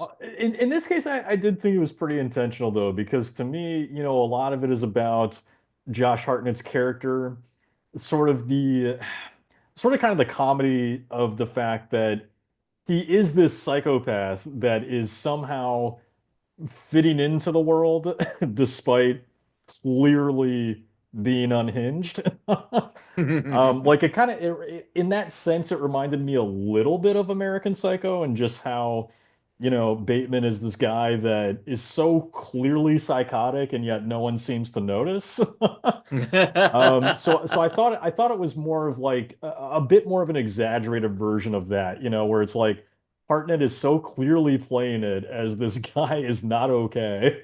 No, And not at and all. and everyone else around him seems to just not pay any attention. That I sort of liked it as like a comedy of trying to fit in and being completely unable to. That's a good way to put it. Um, Yeah, that actually is a really good astute way to observe. Yeah, yeah. because yeah, he's not doing a great job really hiding his unhinged nature, but it is funny to see the way he is still being able to be appealing to everyone around him. Right. And it just kind of Yeah, speaks to like how sort of aloof we all kind of are in this reality together, of just yeah, and sometimes even how timid we are to maybe actually address the fact that there's something wrong with that guy. yeah, exactly. Yeah. So I just found it to be Yeah. a really funny film. I just really enjoy it. Yeah. It's one of those ones where the more actually more on it later, but Mm, and since we've already talked a lot about it, I'll just kind of gloss over it, but I'll gloss, but for my pick of funniest one, I was so tempted to put just either the Royal Neighbors or Abigail, but I had to think about the fact that especially everything we've talked about in the past, but in the previous thing, but I'm at the point now with Terrifier 3, that I am so on the wavelength with not just Art the Clown in general, but David Howard Thornton and mm. his sublime gift for pantomime that whenever Art the Clown's on the scene, I know something horrible is going to happen, but I maniacally laugh so hard because I know David Howard Thornton is going to take these fucking gnarly ass kill sequences and somehow, some way inject such a devilish maniacal glee in Right. every single scene he's in that I just find myself bursting out laughing. And even then, because I know something horrible is going to happen, the lead into a lot of these scenes, and because Art the Clown does a great job, like kind of like teasing us with when this shit's going to go tits up. I mean, Hmm. a great prime example is the amazing bar scene with Daniel Roebuck and Clint Howard. That whole Right. scene is a peak of everything I love about Art the Clown in terms of the way he interacts with people before he lays down the kill. It's like because Well, again he yeah, he reminds me of he's like a Looney Tunes character. You know, like yeah, he he's a Looney Tunes character where, you know, the thing about the Looney Tunes is like they're always committing violence, but yeah, it was in such a way that it's very humorous. And that's kind yeah. of, that's kind of where I fit Art the Clown into, where it's like, it's all so over the top and absurd that, yes, even though it is completely disgusting and morbid and whatever, it's hard not to laugh. Like it's hard not to laugh when you're going to such extremes with a Hmm. character that has that kind of Looney Tunes personality of just, like you said, you never know when they're going to suddenly whip out the 2-story tall sledgehammer or something. Hmm. And I think a lot of it really just is because the working relationship between David Howard Thornton and Damien Leone is so good that when, like, especially, of course, I mean, the gnarliest kill is the bathroom Mm, chainsaw kill. But the fact that Damien Leone obviously took the time to find people to compose "It's a Terrifier Christmas" in the midst of that, this yep. big crazy montage, pretty much telling Juan Piquer Simone, hold my beer when it comes to chainsaw bathroom kills. Mm. And then capping it off with Art the Clown doing Blood Angels. It's like Yeah, it's the one of those blood the things. blood angels is the bloody icing on the cake, yeah. Yeah, and admittedly, it reminded me of Woodland Critter Christmas, but so, but even so, I think by this point, given the fact that I was not a fan of the first film, but then just very gradually just became so enamored with the way they do things, and I think now I'm just so surrendered to, and now that I'm on the wavelength, and admittedly, I think I'm also laughing because yeah, when I was in my screening, I was like, are they walking out? Are they walking out? Are they walking? Yeah, they're walking out. Yes. Yep, that Kind of that was thing. definitely one that I think got a few walkouts in my screen too. Good with that. So, in the midst of our laughs, in the end, horror is, ideally supposed to be scary, even though people like us, it's hard to scare us. And Yeah. yet, somewhere, some way, some movies achieve it. So, what would you say was the scariest movie that came out this year for you? When I think in terms of what did I find to be the scariest, I like to lean towards the ones that really kind of make me react out loud, like the Mm-hmm. ones that really just get me. And for whatever reason, I found that film to be oddity. There was just, Oh. Damien McCarthy, who had done Caveat a few years ago and was another one where I felt that had some of the best scares of the year when it came out. Mm-hmm. He did it again with Oddity, and I am now a McCarthy fan of just I know when I see his films, at the very least, I'm gonna Mm-hmm. get a good scare or two, Yeah. because there were multiple times during Oddity where, I'm watching by myself at home, and yet I'm still reacting out loud of like, oh fuck no. Oh, why are you Mm-hmm. doing that? Oh my God. Like holy Yeah. shit. Like just either images or moments that he creates that just, set you so on edge. Like obviously, a big one with Oddity is her putting her hand into the thing's mouth, and you're just like, I was so Oh. like on the edge of my seat that entire scene of just no, no, no, Oh what are you yeah. doing? What are you doing? Ugh. And then of course there's other moments where suddenly you have a shot of the ghost in the background that just a lot of great stuff Ooh, that just really got me. I just so thought it was good. just a nice, good, creepy little film. So, Absolutely. Um, well, I'll say my feelings on it afterwards, but I'll sure, go ahead sure. and say mine in advance. Um, if you remember last year, part of the reason why I named Skinamarink the scariest movie of the year is because Mm. to me, the thing that scares me are the stuff that taps into my actual legitimate fears and anxieties. Now, you could say my fears and anxieties are coming about because of a lot of the bullshit happening in the world right now. And not only that, how terrified I am about the idea of us taking steps back and reverting back to points in the society where people are not allowed to, or who basically think they have to resort, just the idea that people are forced to live lifestyles that just are not conducive, A, to their identity and to their mental well-being. I think the movie that, funny enough, I've heard people say this is one of those ones where people say this isn't a horror film. Um, but to me it is because unfortunately this was real life. This was shit that people did live with. And the idea of anyone surviving living through an age like that is mortifying to me. And to me, Hmm. this movie perfectly portrayed that that would be The Devil's Bath. Okay, For yep. me, that movie rocked me to my core. And there was a part of me like thinking, okay, is this going to be like folk horror where it's going to be witches or something like that, or something like. I thought that that's where we were going with this, but to find out, no, this is just pure and simple about a woman who is trying to abide by society's rules, but is gradually just being driven insane because she's in a loveless marriage. And in fact, they make an implication, but I think they're implying that her husband is a closeted queer.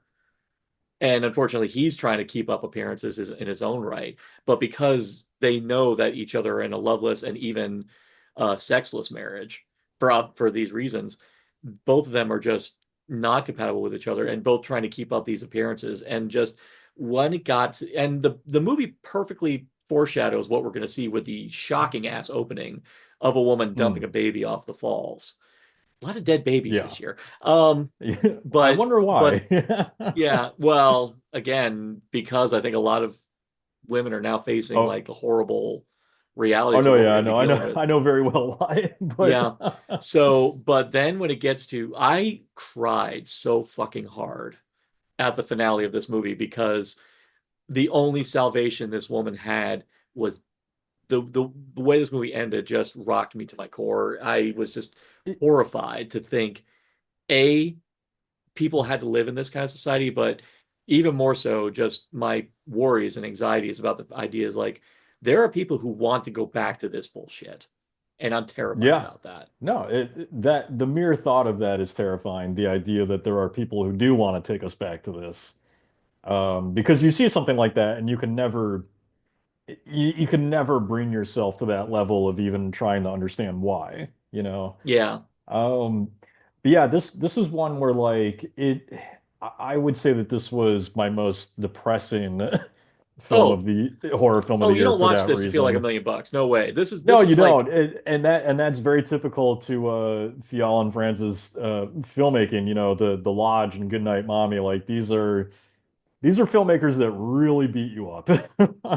In a good yeah. way. Like sometimes we need to be beaten I'm up a by big fan movies, of but nihilistic horror filmmakers yes. who deliberately go out of their way to make you depressed because much like Corley Farge, these are filmmakers who say, no, reality sucks, and we are going to remind you about that. And Devil's Bath, Well, right, and not everybody yeah, wants to be, you know, not everybody wants to be depressed watching a film, but look, you know, that's what film is about, is conveying yeah, a message, a discussion that they want to have, and you know, sometimes we need to talk about things that aren't so happy, hmm and that's yeah. something And I horror think the obviously thing does that very really hit well. home, and the thing that hit home the Devil's Bath is to find out that this movie is actually based on Right? legitimate statistics that were recorded from that time period of people who deliberately committed crimes worthy of execution, specifically so they could be absolved by the priest, so that way they can basically get a fast ticket to heaven Yep. No, because it's absolutely they horrific. couldn't they couldn't live in an existence where they had to basically keep living in service of God every single day until the uncertain time when they can die and finally say, "Oh, thank God, I can," or like literally, "Oh, thank God, I can stop now." But it's Right, like, exactly. yeah, It's constantly like your own existence becomes a prison. yeah, And you know, and you're living in a time where like, I mean, for fuck's sake, like we're not even very good now about no, appreciating mental health issues and dealing with them in a human way. That to imagine what it was like back then, you yeah, know, and to see what these people go or what people were going through. And everyone either completely dismisses it or chalks it up to witchcraft. Like it's, Precisely. it's such a horrible existence that, Yeah, yeah, that movie this just was a very hard-hitting film, very good film, very yeah, hard-hitting though. and I think because of my feelings on this one, and I had to, and we're going back to Oddity because my pick for creepiest film of the year, I deliberately Mm, created creepiest film because I wasn't so much scared of Oddity, but I was creeped out because, gotcha. yeah, so for me, yeah, I'll just balls out say my creepiest film of the year was Oddity for pretty much everything you said, but what would you Oh, say was the creepiest? stop motion, hands down. Yeah. Stop motion for sure. No, so this was, I can't recall if this was a debut or not. I think it was. Robert Morgan's stop motion unnerved me to no end. And, obviously so much that has to do with the stop motion itself. And then you start to get into the ideas of, puppets made out of meat and Mm, all the little moments of like, these creations like digging into her flesh and then yeah. that whole finale scene with just I forget what he's called in the film, but the monster in the movie. And just that entire end sequence where she's a puppet being chased by him, like it's all just so very Yeah. unnerving, so disturbing. And on a positive note, I just want to say, one thing I love so much about stop motion is that I felt it really hammered home the fact that there are so many creative and effective ways to portray things on screen that it really makes Hmm. me sad that we've gotten away from stop motion because it is Yeah. such an effective technique that done the right way as it is here Yeah. can really get under an audience's skin or give them a certain feeling that you know plain old practical effects or CG could not do because it has such a unique feel to it. Hmm. So so no, that was mine. A very disturbing Oh yeah. film, and I thought it hit really hard too on all the ideas that a lot of us artists go through of just Yeah. feeling unworthy or having difficulty discovering your voice or all those kinds of things that just Mm. really, And really beyond just that, just hit like it a lot and of beyond it. that, just how hard you struggle to be inspired to, and even more so, even worse is when you're in the shadow of another artist and that you yourself Yeah, are trying to find your own voice. And even worse is that in your efforts to try to find one, you can't trust anybody because you're worried that they'll take that voice from you. And yeah. you just see this woman's mental deterioration and the way she channels it into her craft. It's haunting as hell. That one stayed with me pretty much, and that came out pretty early in the year, so that one stayed with me pretty consistently all throughout. Yeah, that was another one that Um, was like March or April, I think. yeah, but for me, yeah, Oddity. When it came to just the creepiness factor, I mean, again, because Damien McCarthy's just so fucking good Yeah. at, and not only that, he's just really good at staging a great scare sequence, like, or Oh just a way yeah. to use the. I mean, between Caveat and this, I love the way he make sure that you feel the scenery and make sure you feel like you don't want to be in there. But unfortunately, by necessity, you have to be in there. And he makes sure to exploit every reason why you don't want to be in this room. And another great piece of oddity is just how well he uses the space, that every Yes. hallway, every door, every room feels so tight and cramped and claustrophobic that it And just cold. yes, and cold that it just makes you feel even more trapped in there with this thing. So I just yeah, I really like to think of Hmm. oddity as like the scariest what was I calling this? The scariest mannequin guy movie. Yeah. Oh, yeah. Um, The most scariest since Pin. yeah, and Pin's a great movie. I really like Pin. I still haven't seen it. I just know that mannequin, and I'm just like, fuck. Oh, But it's creepy as fuck. Pin is yeah. extremely creepy. I highly recommend anyone seeking it out. But Yeah. yeah, it's a handful of films, Pin and The Fear and a couple others, but Oddity takes the cake for them. Yeah. Now, one thing that is kind of wonderful about horror versus anything else is that it's the one that has makes waves either on a big scale or even on a little scale in terms of its reach with its release. So we're going to kind of go down the spectrum, especially now in this day and age where it's not just about limited release theaters anymore. It's also about streaming. So we're kind of going to go down the descending scale. So we're going to start with what we both consider to be the best wide release horror film of the year. See, wide release, I mean like strictly studio released, where they just Yeah. release it flat out with almost little to no festival screening or anything like that. Yeah, so in that case, First Omen has bounced around with this one for me. I want to say First Omen, and yet I'm kind of conflicted between that or Smile 2 in terms of wide releases because both I hit think I'm me gonna on, in yeah, I yeah, think I might help you there. I'll inch the first Omen up a bit more, A, for a yeah, lot of the reasons that you've talked about, but because I mean, even though this one is a prequel, like you said, this is one that no one asked for. And it's been, mm, even if you take into account the very ill-advised Gus Van Sant level remake that came out, it's still been a long time since we've for had for an sure. Omen movie. The fact that this one, in fact, this one is so far removed, in many ways, so far removed from that original trilogy, you could even say this is just its own movie in general. Yeah, So I'm gonna go the this one First was just, Omen just because it's so yeah, well done on so it many was a levels. surprise. It was a The surprise. and a nice surprise. Like the only thing that ever stops me with the First Omen just a touch is that whenever it remembers to be a prologue is when I don't like it as much. I feel like that's the one thing kind of keeping it from being true to itself, you know? It kind of feels like Yeah. Arkasha's squeezing it in there a little bit. Whereas Smile 2, you know, hate it or not, it's very true to itself and what it is. But yeah, we'll say for Soman just because I mean I just really fucking loved that movie. So Yeah. Well, a bit of foreshadowing. I have thoughts about Smile too, and I think it's I'm not going to be sure. the thought for. And I've been very outspoken about my feelings about the first one, Yeah. so I have feelings about Smile too, and you're going to be hearing them very soon, and they're going to be not the feelings you think they're going to be. All right. Um, well, limited release on this level, these are films that obviously don't get released in a shit ton of theaters, but only get released within the parameters of a certain, like a set amount of time, like only a couple weeks to a Hmm. month or something like that. And then ultimate, and all of this is very clearly done specifically to beef up the hype for when it gets released onto streaming. So that's where we're going with the next category of best limited release. I mean, can are we counting Red Rooms here? Because I would probably go Red Rooms then if that was the case. Then go with red. That's fine. If you feel red rooms, go with red rooms. Yeah, You're we're going Red I Rooms. That was a I'm film I didn't catch until late in the year, and it really blew me away. mhm.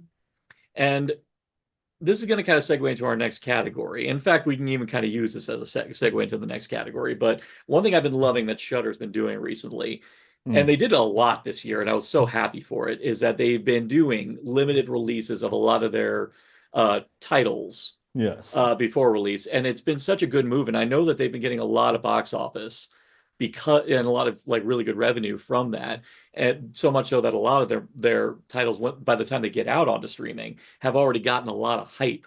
And the one I think just for the audacity and almost to the point, it almost hits the level of well, in a way, it's almost to the point of where Terrifier was, especially given the fact that it was much like Terrifier, not it wasn't rated. It got it was another no rating Hmm. release. In a Violent Nature, I think was the best limited release of the Yeah, bunch. I Just actually didn't recall yeah, until you just said that it did hit theaters for a bit, which was pretty cool. yeah. Oh no, I went to go see it in the theater. It was limited release, and I love the fact that it did not go through the ratings board. It did not go through the MPAA, and it got released unrated and got a lot of hype. I mean, people were already ravenous Oh, for this I movie mean, because Shudder waited to release that one on streaming before yeah, and after its theatrical all of run. us critics were coming out with the wait until you see this kill, like you're gonna lose Yeah. your mind. Oh yeah. And in a way, much like Skinamarink, it was divisive when it came out, so people were Oh, debating for it. sure. So yeah. So I think that was the most successful limited release to me of this year. So, Hmm. and since we brought up Shutter, Gotta go with best we Shutter got, film, yeah. I mean, yeah, and Shutter had some winners this year. So look, this was a great year for Shutter. Fucking yeah. Shutter, you know, so there I am I am I'm growing very exhausted with the streaming realm as of late, Yeah. especially when maybe some of the audience is seeing this, especially when you start hearing stories about how Netflix is telling creators to have characters say what they're doing out loud so that people can Ugh. know what's happening when they're not paying attention and watching it in the background. There are so many things going on within streaming that just feel so anti-art to me that I've become very frustrated with it. Shudder is not one of them as of yet. Mhm. Shudder, I feel like is putting a lot of effort into bringing us great original releases. And, when I look at my top 10 for this year, I mean, Shudder owns like four or five of those spots, which is pretty impressive, considering that these are all, for the most part, direct to streaming releases. Yeah. So I would not have expected that to see that on my list. So in terms of what was my favorite Shudder original, I would probably have to go Exuma. That was one Oh. that just really caught me by surprise. I love, and some of this is certainly being a white American who, has never been to this region of the world, but just there's so much just like rich culture and a really involving story within Exuma that I just, to me Hmm. watching it, it felt like one of those films you see sometimes where you're like, man, this would make a fantastic novel because it just has so much great lore and character in it, and just like so many creative ideas. And then when it kind of pulls the rug out from under you and you suddenly kind of go from a somewhat I kind of felt like it was kind of a James Wan Conjuring sort of vibe for a bit in the film, that when it pulls that rug out from under you and becomes something else, it just surprised me to such a degree that I was just like, oh yeah, here we Yeah. go. Oh man. I know. Um, I definitely got some things to say about Exuma later on, but man, mm, everything you say is 100% right. That was a film that for I mean, I always whenever you look at a streaming service and you see like the runtime on there, like, is it gonna? And then yeah. when you actually watch the film and you see like, no, this sucker has like justifies its runtime because it does not the film does not is not the film you started with going into it. It starts off as just a simple, you think it's gonna be a simple isolated thing of just about a cursed rave, and then it's like, no, it becomes something far more epic and grand Hmm. and something steeped not just in Korean culture, but in their history in relation to other countries, which I thought was just Right. dazzling. It becomes something very meaningful, which you Yeah. don't exactly expect from the beginning. So it's just a Hmm. really great film. It's one that And anyone listening, I would really strongly recommend to go give a yeah. chance. And at its epicenter, just a wonderful cross section of characters that you legitimately give a shit about. Like, you really like every single one of these characters, and you really Yeah, want them to come through the other end. I mean, you could qualify Exuma as an exorcism movie or a possession movie. You could sure. qualify it as such. And most of them are pretty rote, and you kind of know the ebb and flow of this one. The credit to Exuma is, first off, you don't realize it's going to be a possession film until later on. And Mm, even then, when you get into that element, there's so many other pieces in play throughout the course of that movie that it's more than just a typical possession movie. And because yeah. we're dealing with a culture that we as Americans aren't familiar with, in a way, it's kind of like I would actually put this in the same camp as The Wailing in that regard, in terms of showing how different cultures approach what we perceive as possession and seeing how Absolutely. they deal with it. So, Right. yeah. And, So, and just really well directed too. I love oh just the yeah. opening shots where she's talking about existing between two different realms, and the first Hmm. image you see is kind of this, weird sort of clash of like light and darkness that's cutting everything off, and I don't know, it's really, really well made. Really enjoyed it. Hmm. Yeah. Now, this was another case where I really had a hard time legitimately choosing. So I ended up with a kind of a three-way tie. But since we talked a lot about some of these, especially In a Violent Nature was one of them. But I would say the other two definitely stop motion. In fact, stop motion for the longest time, at least until In a Violent Nature came out, that held my top spot for number one movie horror movie of the Oh year wow. Okay. because even I myself, just for anyone who has ever wanted to do art in their time, you know what a personal investment of it is. And unfortunately, No. a lot of times it's so exhausting to even think about even just writing. Like a lot of times I get exhausted when I will only write like a page, sometimes even a paragraph. Oh And you yeah. think about how taxing that can be. And the thing that actually, when I saw stop motion, around that time I was really like trying to find people to collaborate with. Like I was like hell bent. I was like, I need to collaborate with someone because I've discovered for me the only way I really kind of get anything done is when I'm collaborating with people. But the Mm. hardship is finding people to collaborate with me. But I also realize I'm becoming overbearing because I know they've got shit to do. In fact, when I It's saw tough. this, It's a I was hard like, balance. yeah, and I was actually kind of nagging Jeff Whitmire because I know me and him, we've been talking about other collaborations that we want to do. Like I still want to do my Frankenhooker musical with him. Mm. Hell, I even got wind that Felissa Rose and Tiffany Shepis want to do a freaking Sleepaway Camp musical. Um, Dope. you know, and I'm like saying, well, the only people who can do that are me and Jeff. So Mm. it's like we got to do this. But then I watched stop motion and I'm like going, I'm so fucking sorry. I did not realize that. It never occurred to me.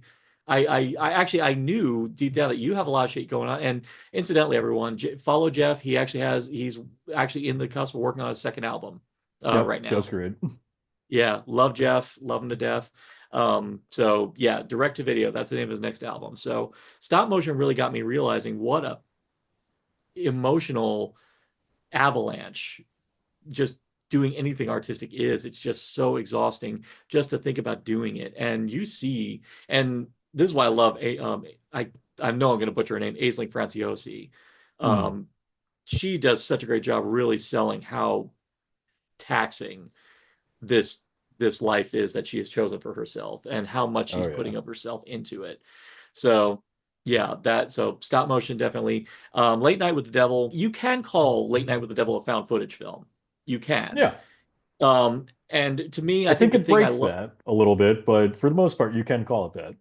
well, they play it off like this is the footage, this is the original episode as it aired, but here's all the behind the scenes footage that was shot that night as well. So they play Mm. it off like this is from the archives. So in a way, it's kind of like what they did with something like, say, Hell House LLC, where it's like this is all the stuff that was salvaged from our archives. So Right. they play with that here, and but they do it in such a well, they do it, and actually, I got to give credit to the directors. They didn't go the obvious route in their portrayal of vintage talk shows. Most people would say, yeah, let's recreate Carson or let's create the big boys. These guys took it upon themselves to focus on Merv Griffin or Dick Cavett or even a lot of very obscure talk show hosts out of Australia.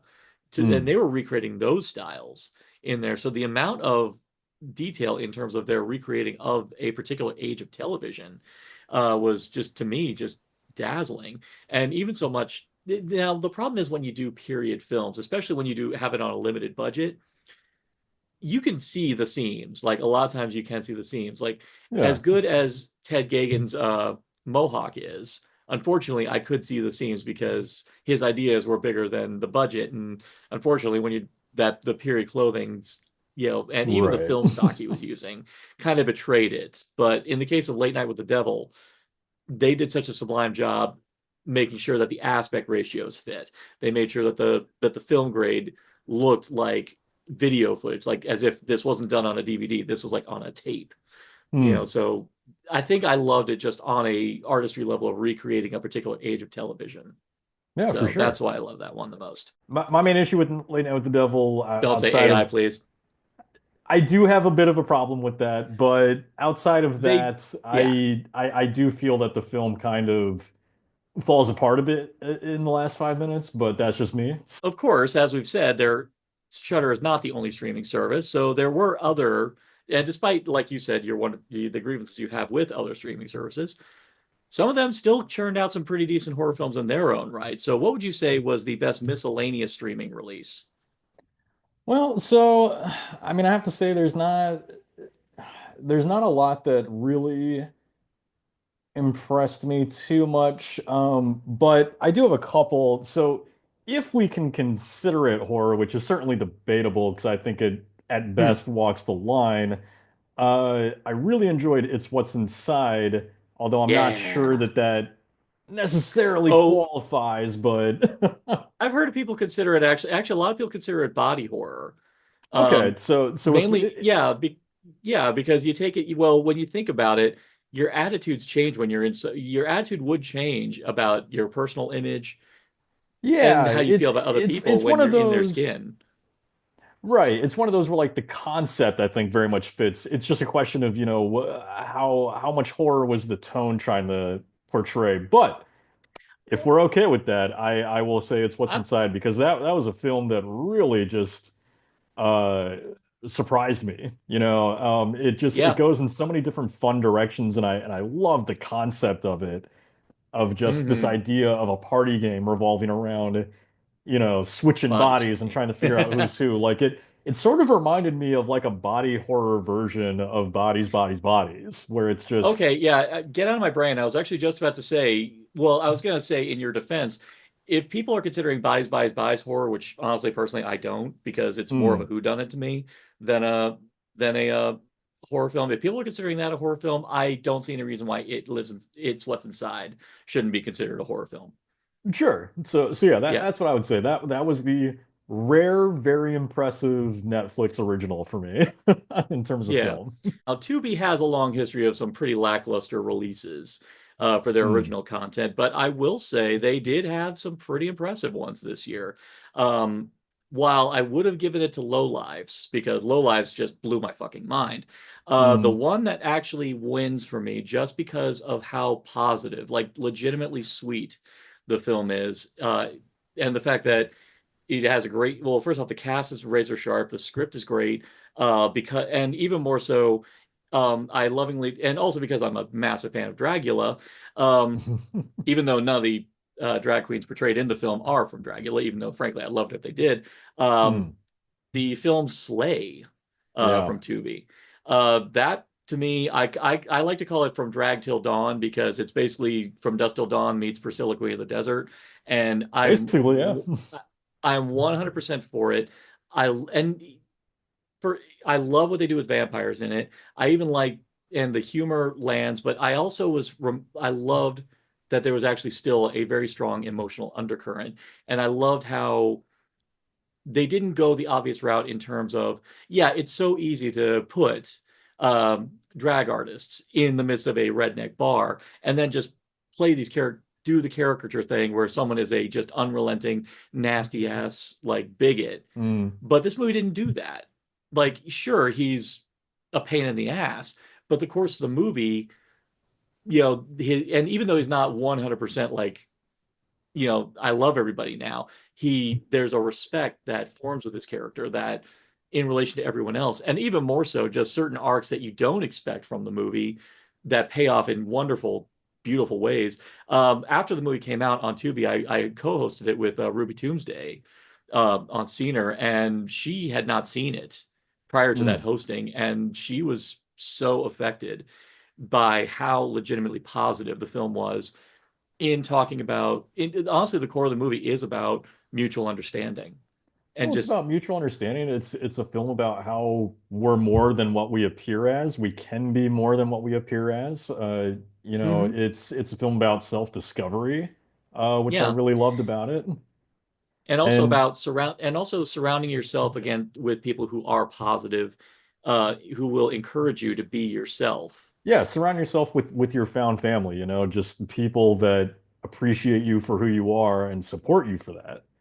Yeah, Um, yeah, this was one. So both of those kind of made me sort of step back this year and go, okay, Tubi, you're getting a little game. You're getting a little you game. get some game, you get some game.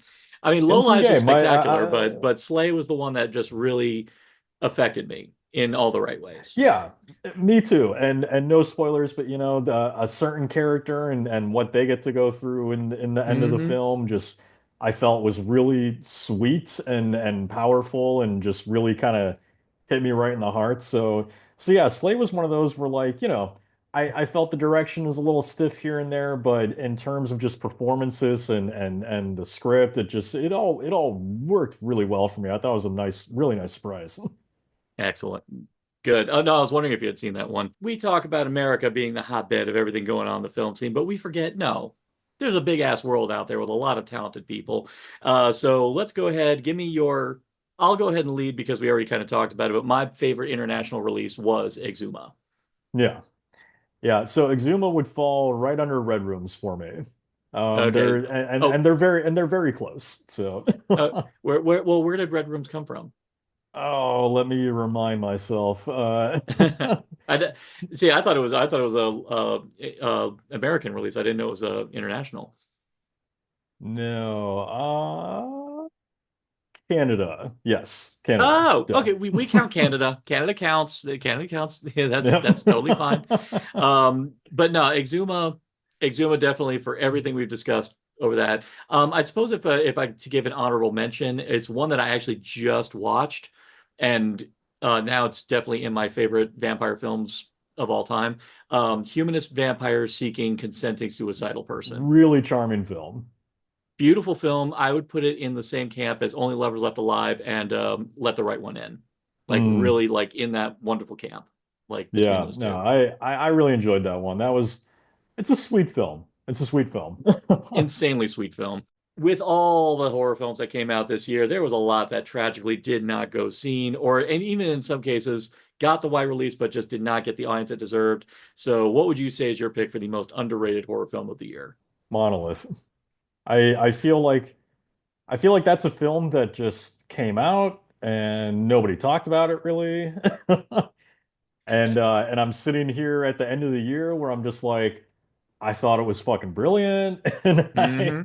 and I thought it Yeah. conveyed so much about our issue with misinformation in society, that it just like it really hit me in a way that I caught myself looking around and just thinking like why does nobody like this movie or why is no one talking about this? Yeah.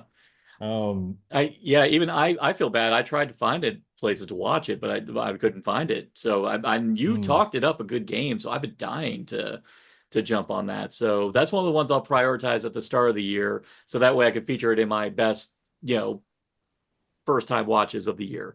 yeah. So yeah. I It's a think. film I'd be curious how it would play for you now after misinformation played such a huge role in our Mhm. last few months here because this came out really early in the year. Before we'd really even started talking about how influential AI can be and all that sort of stuff. So I'd be curious to see Mhm. how it plays with someone a post post a year. God. Jesus.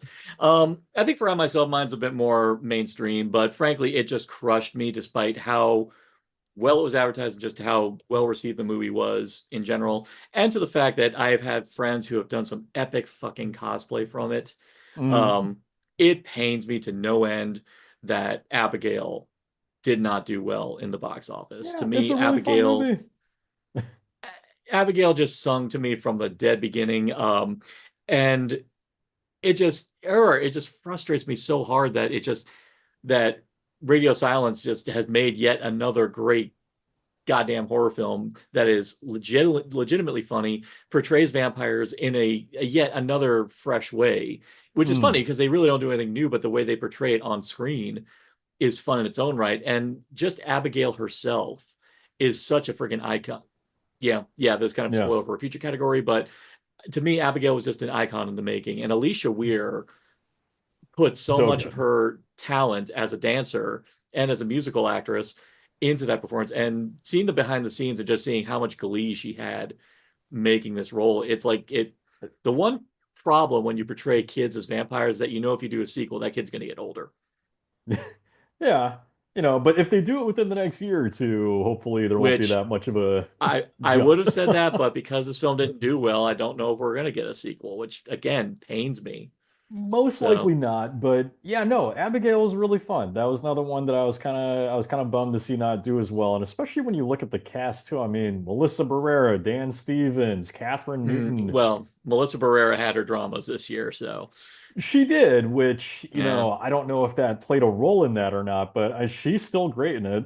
And then, yeah, yeah. Alicia Weir, like you can just tell she's having so much fun as that character.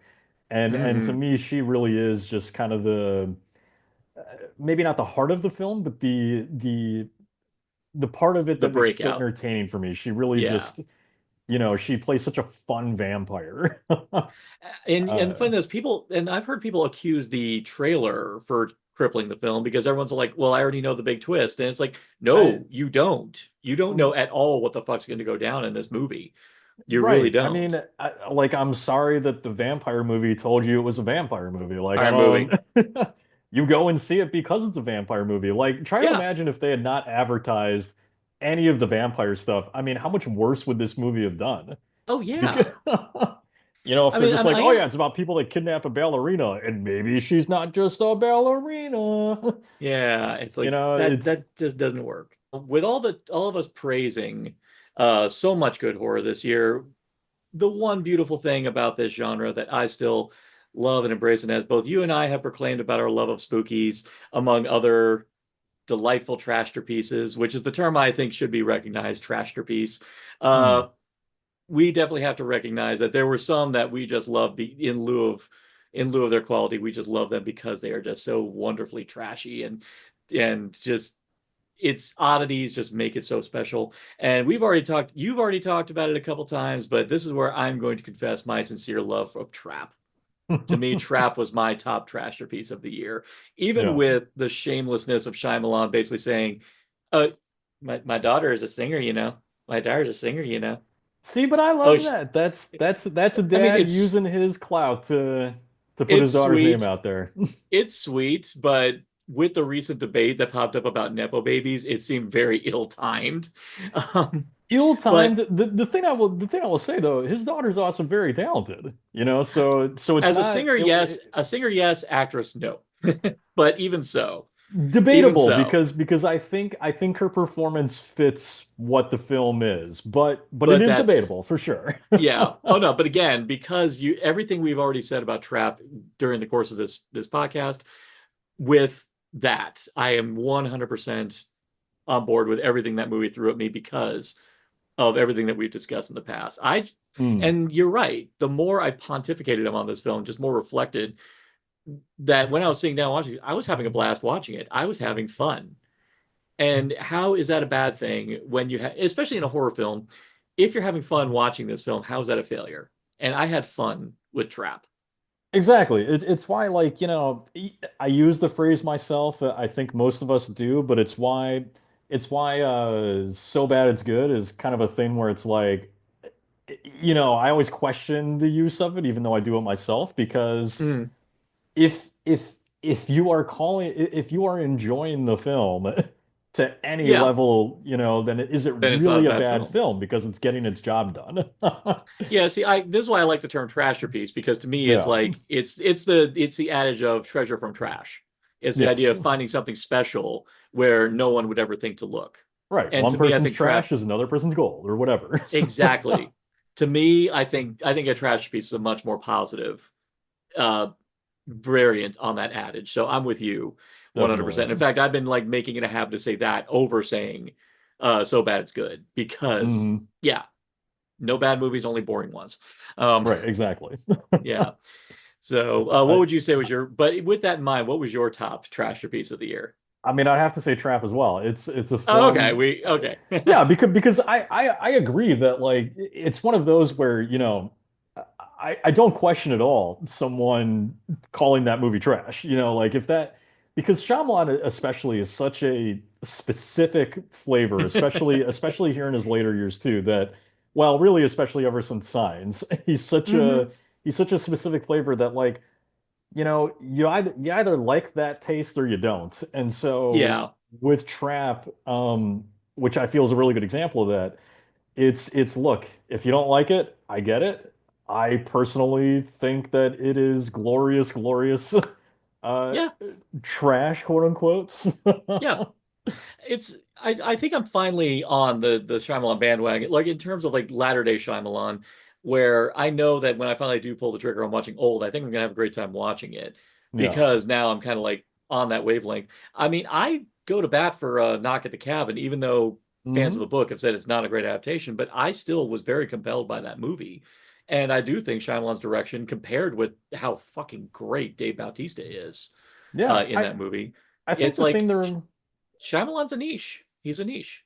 He's a niche, and the thing I think to remember with him, like if you want to enjoy Shyamalan films to their peak capacity, like I think the thing to remember with him is he's a smart director, and the things that he is doing are a choice. Now, Hmm. you might disagree with those choices or not, but he is making a specific choice for a reason. And I think Hmm. that, a lot of his films are really kind of about honestly the struggle to communicate with each other and like Yeah. and just how awkward the human experience is, which is why when I think you watch his films, a lot of characters don't feel, maybe Natural. 100% accurate or 100% real, and the reason is because existence is so uncomfortable. So I It's a kind good of way to I put it. yeah, so I think approaching his films with that work maybe helps you enjoy him a little more. Yeah. Last year, Megan took our top spot for best for new horror icons. So who would you say is our new icon of 20 of horror in 2024? So, uh, I consider her an icon just because I'm sure that we will be seeing a lot of her for years. But that would have to be Monstro Elisu. Now, Hmm. some might consider an icon has to have more than one movie, but in this case, I'm going with Monstro just because I feel like that's going to be a character that will be referenced in all sorts of things for years to come. So, You know what, and I can see where your head's at because again, with everything that we've discussed about the substance and everything, especially with what mozzarella stew represents, I think a lot of people are mm. really going to find themselves emotionally connecting with mozzarella stew Oh, in terms definitely. of And I already see themselves so and their many own people, issues. and I already see so many people, doing Halloween costumes with the substance and carrying around like the green water bottles and stuff, the Mm, activator. And so I feel that movie is gonna have, whether you liked it or not, is gonna have a pretty good cultural impact moving forward. yeah. Oh, I definitely. Well, it's already started. I mean, actually, my local brick and mortar horror boutique shop, Atomic Horror, they a couple weeks after the movie's release, they already had like their own. They had someone actually build like their own um, shrine to the substance already. Oh, damn. Amazing. And very promptly, I took a picture of it and tagged Coralie, and Coralie lost her, like actually responded like, "Holy fuck!" Like That's really dope. excited about that. So it really makes me happy that the substance has actually been one of the most talked about. I already alluded to it, but because of, like I said, I've already seen, even in lieu of the movie's failure, the fact that I'm still seeing cosplay from it. And Mm, like shortly after Abigail came out, there were already people cosplaying Catherine Newton's character in the movie. And so I am already seeing Abigail becoming an icon in her own right. I would say definitely in the same vein that Megan did. yeah. But I would definitely say I think Abigail's going to become a big icon for kids getting Oh, into for horror. sure. I actually would say, despite the brutality of Abigail, that's going to be a good gateway horror film for kids, especially Oh, like definitely. Because teens. the vibe of that Be- movie is just having fun, you And know? because and yeah, because of the fun of the movie, but I also think kids are going to love seeing that the biggest badass in this movie is this little teenage girl or Absolutely. ostensibly a teenage girl Yep. that is pretty much the one thing in this movie that even fucking Kevin Durant, who's a freaking Hulk, is terrified of. Vampire on my ass. God, he stole every goddamn scene. He was so cute. He was so Oh, he was cute. great. He was great. He was great. Uh, so this is the one I want to get to. Hmm. Now we talk about whether or not a sequel is better than the original or not. But this one category comes because we've had two, in my opinion, we've had two examples of sequels from movies that people have had opinions about the first one, and it seemed to me that it was important to address the fact that we had sequels that really drastically improved on their predecessor. So for Hmm. you, what would you say in terms of horror sequels? Which one do you really think was a vast improvement over its predecessor? Well, we've talked enough about the first Omen, I think. So I'm gonna say Smile 2. And Yeah. that's because Parker Finn, like, you know, he's like a Pokemon in this case, right? Like, Smile was like his first, Hmm. the Pokemon he's born as, and then it's like Smile 2 came out, and it's like, a bunch of glowing light. evolved around him, Yeah. and he like evolved into his next form. And Smile worked on me for the most part. Like I had the same issues I think that a lot of other people did. Uh, I don't know if, yeah, I mean, to get personal, I mean, I don't know if you heard my feelings on the film, but I I, haven't, but I imagine there may be similar issues with the portrayal of mental health and all that. yeah, oh, well, funny enough, the movie was working for me. Like, it was working for me, even if the scares, honestly, the scares were heavily derivative of Doctor Who for me. Mm, And it was going strong because I really liked the premise. It was going great until it got to that ending, and I actually got angry with the film. And yeah. I said, like, so are you basically saying that no matter what we do, we're fucked, we're destined to kill ourselves? Is that what you're basically saying? Mm. Yeah, Yeah, the original I felt like didn't handle that as well. And yeah, but there were signs that Finn could be a very good director.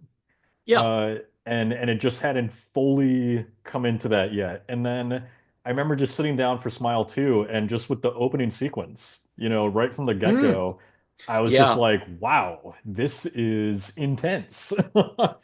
yeah. I think And that's the big thing. And no, that Smile 2 is actually my winner as well because the funny thing is, if you whittle Smile 2 down to its anatomy, it is basically the same movie. It yeah, literally slight follows the differences here and same. there, but it's basically a It sequel, you it know? it progresses the same way.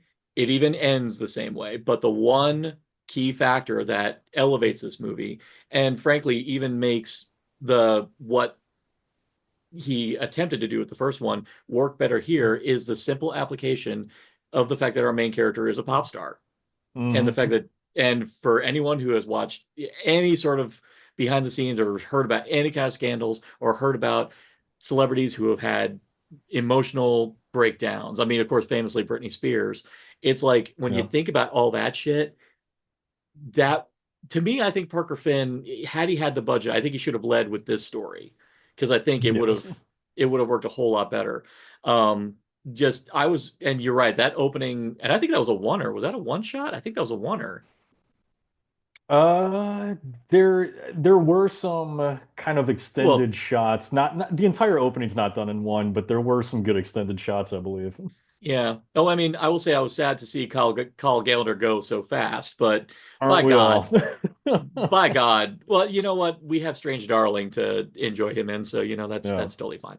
But But yeah, yeah, everything was stepped up. Everything. The yeah. direction, the production design, the costuming, the performances, The like scares everything, the were, scares. And that was a yeah. big thing too, is that, the scares in Smile I felt were a bit derivative. Like they were kind of Hmm. fun. They were like fun takes on things we had seen before. I mean, the scare with the girl's head that tilts down in the window, that's The trailer directly ruined pulled that, from yeah. yeah, that's directly pulled from somewhere. But Smile 2, I felt like he really kind of came into his own and delivered a lot of his own unique scares and Hmm.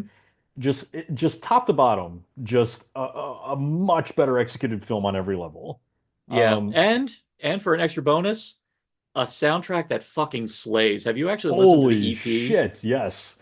Oh my And this is God. what was so fun to me about 2024 as well, is that we got not one but two pop stars that sort of became like their own little icons in the social media sphere, right? You're talking about Where Lady Raven from Lady Raven Trap, and aren't Sky you? Riley, like people became Yeah. obsessed with them as characters like they were real pop stars, you know? Yeah. Oh no, like every single song on the Sky Riley EP just freaking lands. Like it's Yeah, like I keep thinking this is my favorite one, but then I keep listening to Blood on White Satin, and I'm so like, good. God damn, They're all that fucking so song good. slaps. Yeah, and we do have to give love to Naomi Scott because that's another performance that she really gave everything Right. We in. haven't mentioned her yet, but that was one that I think could have easily been up there as the best performance of the year. Like she just It suffers could from have the been, case of like yeah, there were just so many great ones. But Naomi Scott, I think that's another one that she really that's a performance where you can tell she really pushed herself to go to some places that were difficult. precisely. And that shows in the And performance in a good way. even though the place it goes are the pretty much the same place the first movie goes, they feel right. Everything feels right Yes. about the path that going that same route goes here. But even more so, the way Smile 2 ends, of course, beefs it up on the scale. But like any good installment of a horror franchise does, actually makes me go, holy fuck, I want to see where this goes from here. Yes. Yep. Yeah, I actually am like going, oh man, this is going to get even worse. Like the grand scale of what's going to happen. I'm like, this is going to get dangerous. And it's one of those things where like you kind of expect it to go there, but when it officially goes there, it's you're still just like, all Yeah, right, holy shit. yeah, yeah, exactly. And this is going to be an honorable mention, but another one that deserves attention because this movie, the first movie was just, and everyone across the board agrees, the first movie, hell, even the filmmakers themselves agree that the first movie was garbage. The fact that they upped their game, even brought in one of the co-writers of Summer of '84 to help write it, and the fact that it actually turned out to be not just better by comparison to the first one, but actually a movie with actual emotion and stakes and some fucking great kills. Winnie the Pooh, Blood and Honey 2. We got to give love to that. So so I those movies, I guess, just aren't for me, but I will give you that Winnie the Pooh 2 is a vast improvement on the first one, Vast for sure. improvement. I mean, they could have easily just, made a bit, just, upped it a little bit more, but no. They like I said, they brought in one of the co-writers from Summer of '84 who really helped like focus on the premise a lot more. They swapped out the actor playing Christopher Robin with I think Scott Chambers, I think his name is Scott Mm. Chambers, Scott Campbell, who was also in Dr. Jekyll with Susie Izzard, and he was spectacular in. But because they swapped out the actors for like an actor who really, and they do a story that much more commits to the premise, and in a nice tongue-in-cheek way brushes off the first film in a wonderfully Scream level meta moment. Um, Hmm. but I was finally like going, I see what they want to do now with Right. this. And I feel that they were finally able to do that with this one. So yeah, I mean, I'm not gonna say it's a perfect film, but by God, they could They have they proved, could have coasted by and they yeah, didn't. they proved they didn't. They proved they wanted to make something that they felt good about. You know, Yeah, they proved that. Where the first one, I think, could have easily been written off as like, they're just doing this because they're hopping on the IP and whatever, and they can. yeah, This felt like they knew they had an opportunity to do something better, and they wanted to do something that made themselves happy with it. So, precisely. All right. So here we are at the tail end. We are here to give it's the big finale. So what is your top 10 of uh of 2024, starting from your 10th up to your top? Even all though I right, think everyone can from guess 10, by this point what both of our tops going to be. most likely. All right. So yeah, from bottom to top, I would go stop motion, Hmm. oddity, Hmm. infested, which we didn't talk about infested really We today. talked That you and me talked about that enough when we did our discussion we about bugs. we did. That's true. But another great movie. Really enjoyed it.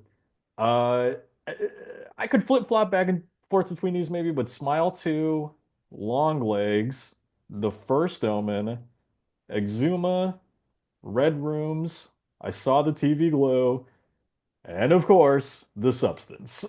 Oh yeah. Spoiler alert, yeah, something's my number one, but my top 10 is as follows. Exuma Hmm. is number 10, Blink Twice, Long Legs, Cuckoo, Terrifier 3, Oddity, The First Omen, Stop Motion, which again, like I said, early in the year when I saw it was the top spot, but then Right. In a Violent Nature, yeah, was the top spot for a long time, but then the substance and it's one thing that it could have been even just a little better than a Violent Nature, but that sucker was so good by a country mile that even stuff that I thought was going to be just as great, like Nosferatu, I was like, no, it didn't even come close. Didn't Yeah. even come close. Yeah, The So, Substance just like I think I was telling you this before we started, that was probably the only film this year that or the only horror film this year that I ran out to the theater, I think, four different times to go see mm, it. Largely because I wanted to experience it with the crowd while I could, because the crowd experience with The Substance was just yeah, such a great time and different each time. yeah. Like the first time I went to go see it, it was a sparsely entertained, like not that many people were in it, but the guy who was like sitting two seats down from me was so vocal in his response to it that it made up for it. But then Yeah. when me, my friend Logan, and Kat went to go see it, it was actually well attended, and Mm. man, the theater was magic.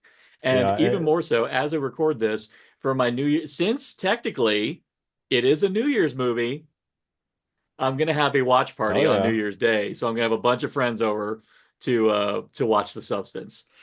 Awesome. Yes, perfect. I'm gonna ask them if it's okay if I record their responses. Yeah. Well, it's such a fun movie to watch with first timers. Like when I went to the theater each time, I made sure to take a first timer with me each time because I just wanted to hear their reaction afterwards. And what was it? Like, was Oh, it like every across? every time it was met with a holy shit. That was Yeah. a movie. I think the thing that astonishes me about the response to the film is that a lot of people who I know are not comfortable with the Hmm. stuff in the movie, whether it be gore or whether it be body horror or anything like that. I'm astonished by how they come out of it and say, yeah, I mean, I was uncomfortable, but walked out of it just feeling electrified. Like they just Well, felt, it's like the th movie made them feel seen in a way. yeah, and this was the biggest surprise for me with the film, other than the movie itself, is that, so I caught this at a press screening, I think a couple of weeks maybe before it came out, and the entire time I was like, I fucking loved that, but I'm so worried that people are gonna hate that, because even though like on a it's an A plus production, but in terms of what's in the film, it's very much like Corrali's kind of tribute to this sort of like exploitation, grindhouse, body horror kind of Hmm. Oh yeah. nastiness, from Head and Lauder and those guys in the past, and so I really felt that it was not going to be people's jam, and so to see so many audiences, people that usually wouldn't go for that kind of thing, just coming out of it loving it. I Yeah, was just like, she really did something special with that I was she not really did. expecting. So, She really did. And I think, yeah, it's a wonderful way to cap it all off. I think both you and I can agree we're going to be first in line the next time Coralie Farge comes out with something new. oh God, yeah, So, and hopefully sooner than the gap in between these last two. yeah, exactly. So, but speaking of things coming out, what are you looking forward to in the great? I know one that you're coming looking forward to that's coming out very soon. But what else are you looking forward to in 2025? Oh, let me check my list. Can I? You can edit Yeah, this yeah, out, go right? ahead. As I check my list really Yeah. quick. Oh, I'll Okay. take. Well, I know you're looking forward to the Wolfman. I know that.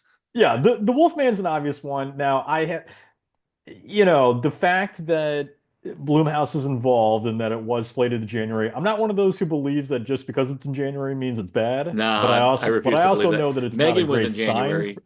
I also know that it's not a great sign for the film that it was moved from October to January. So, I have my concerns, but I'm still very excited for the Wolfman because I love Lee Winnell. I love his Invisible Man, and obviously I Hmm. love werewolves. Yeah. Well, beyond So that, so I mean, Julia Garner really impressed me in Apartment 7A. So I was like, all right, I'm really excited to see her in it. And actually, mm, after I finally sat down and watched The Invisible Man and Upgrade, because I yeah. wanted to be like really, I wanted to see what he can do on his own as a filmmaker because I only really knew him from his collaborations with James Wan. So, and Mm, Invisible Man is a freaking modern masterpiece. Um, okay. and I yeah. so yeah, so I got it here. I usually would not go for a sequel for my most anticipated. I kind of tend to lean towards Mhm. original stuff for this sort of thing, but I gotta say that 28 years later trailer blew me the fuck away. Damn. Yeah.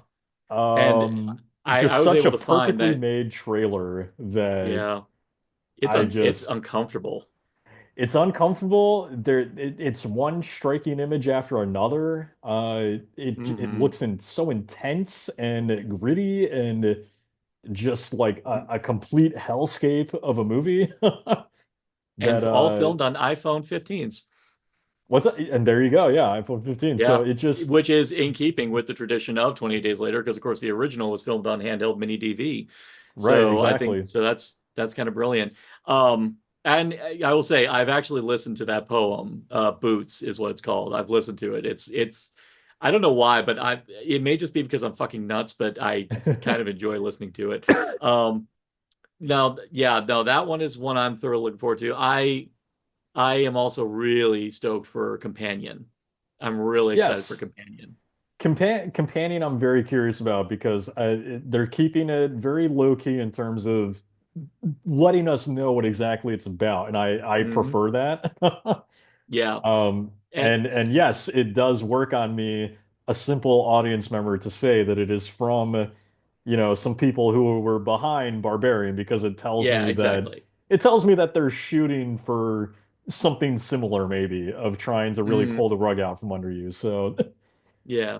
Even if nothing, it even if it's a predictable film, it just looks raw. Like the imagery that they're yeah. giving you, even just the image of Sophie Thatcher setting her hand on fire. I'm like, what is the fucking context of this scene? Yes, Like, what is exactly. going on here?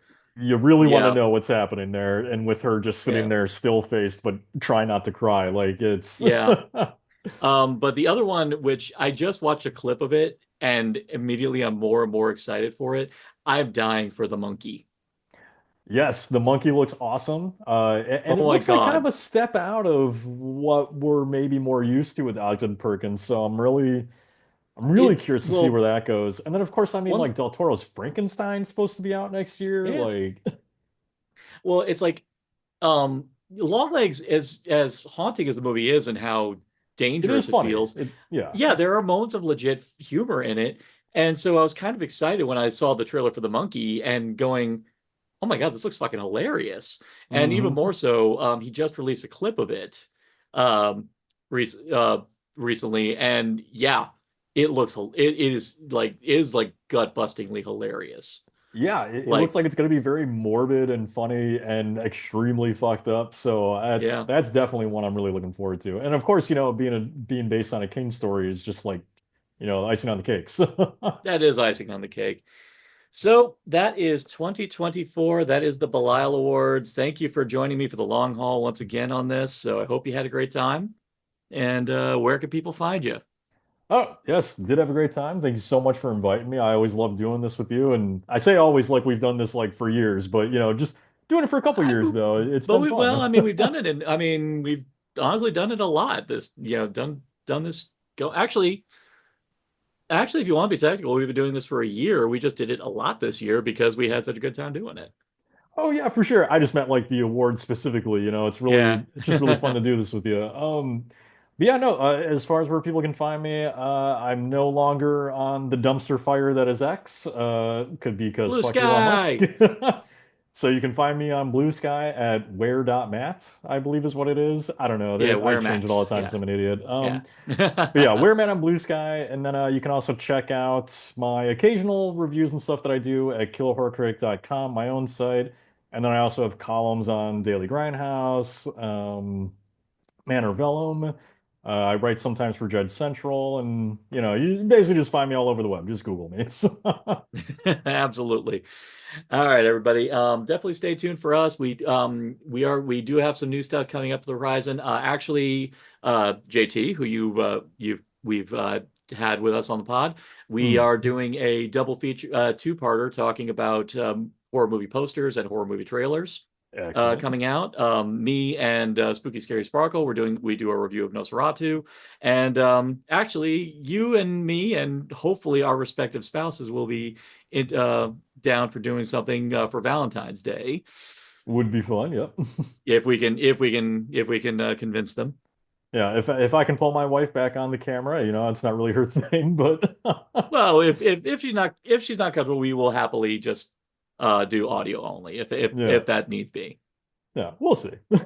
We'll see. But in the meantime, everybody, I hope you all enjoyed this, and I hope and go ahead, put it in the comments, let us know what your picks for the best of 2024 is.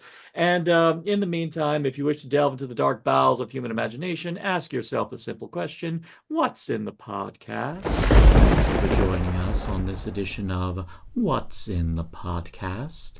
If you find yourself hungry for more deep cuts into the gloriously morbid and macabre, you can also find us on TikTok, Blue Sky, and YouTube at Narcotic Casserole. You can also follow us on Instagram at Narcotic Casserole 25.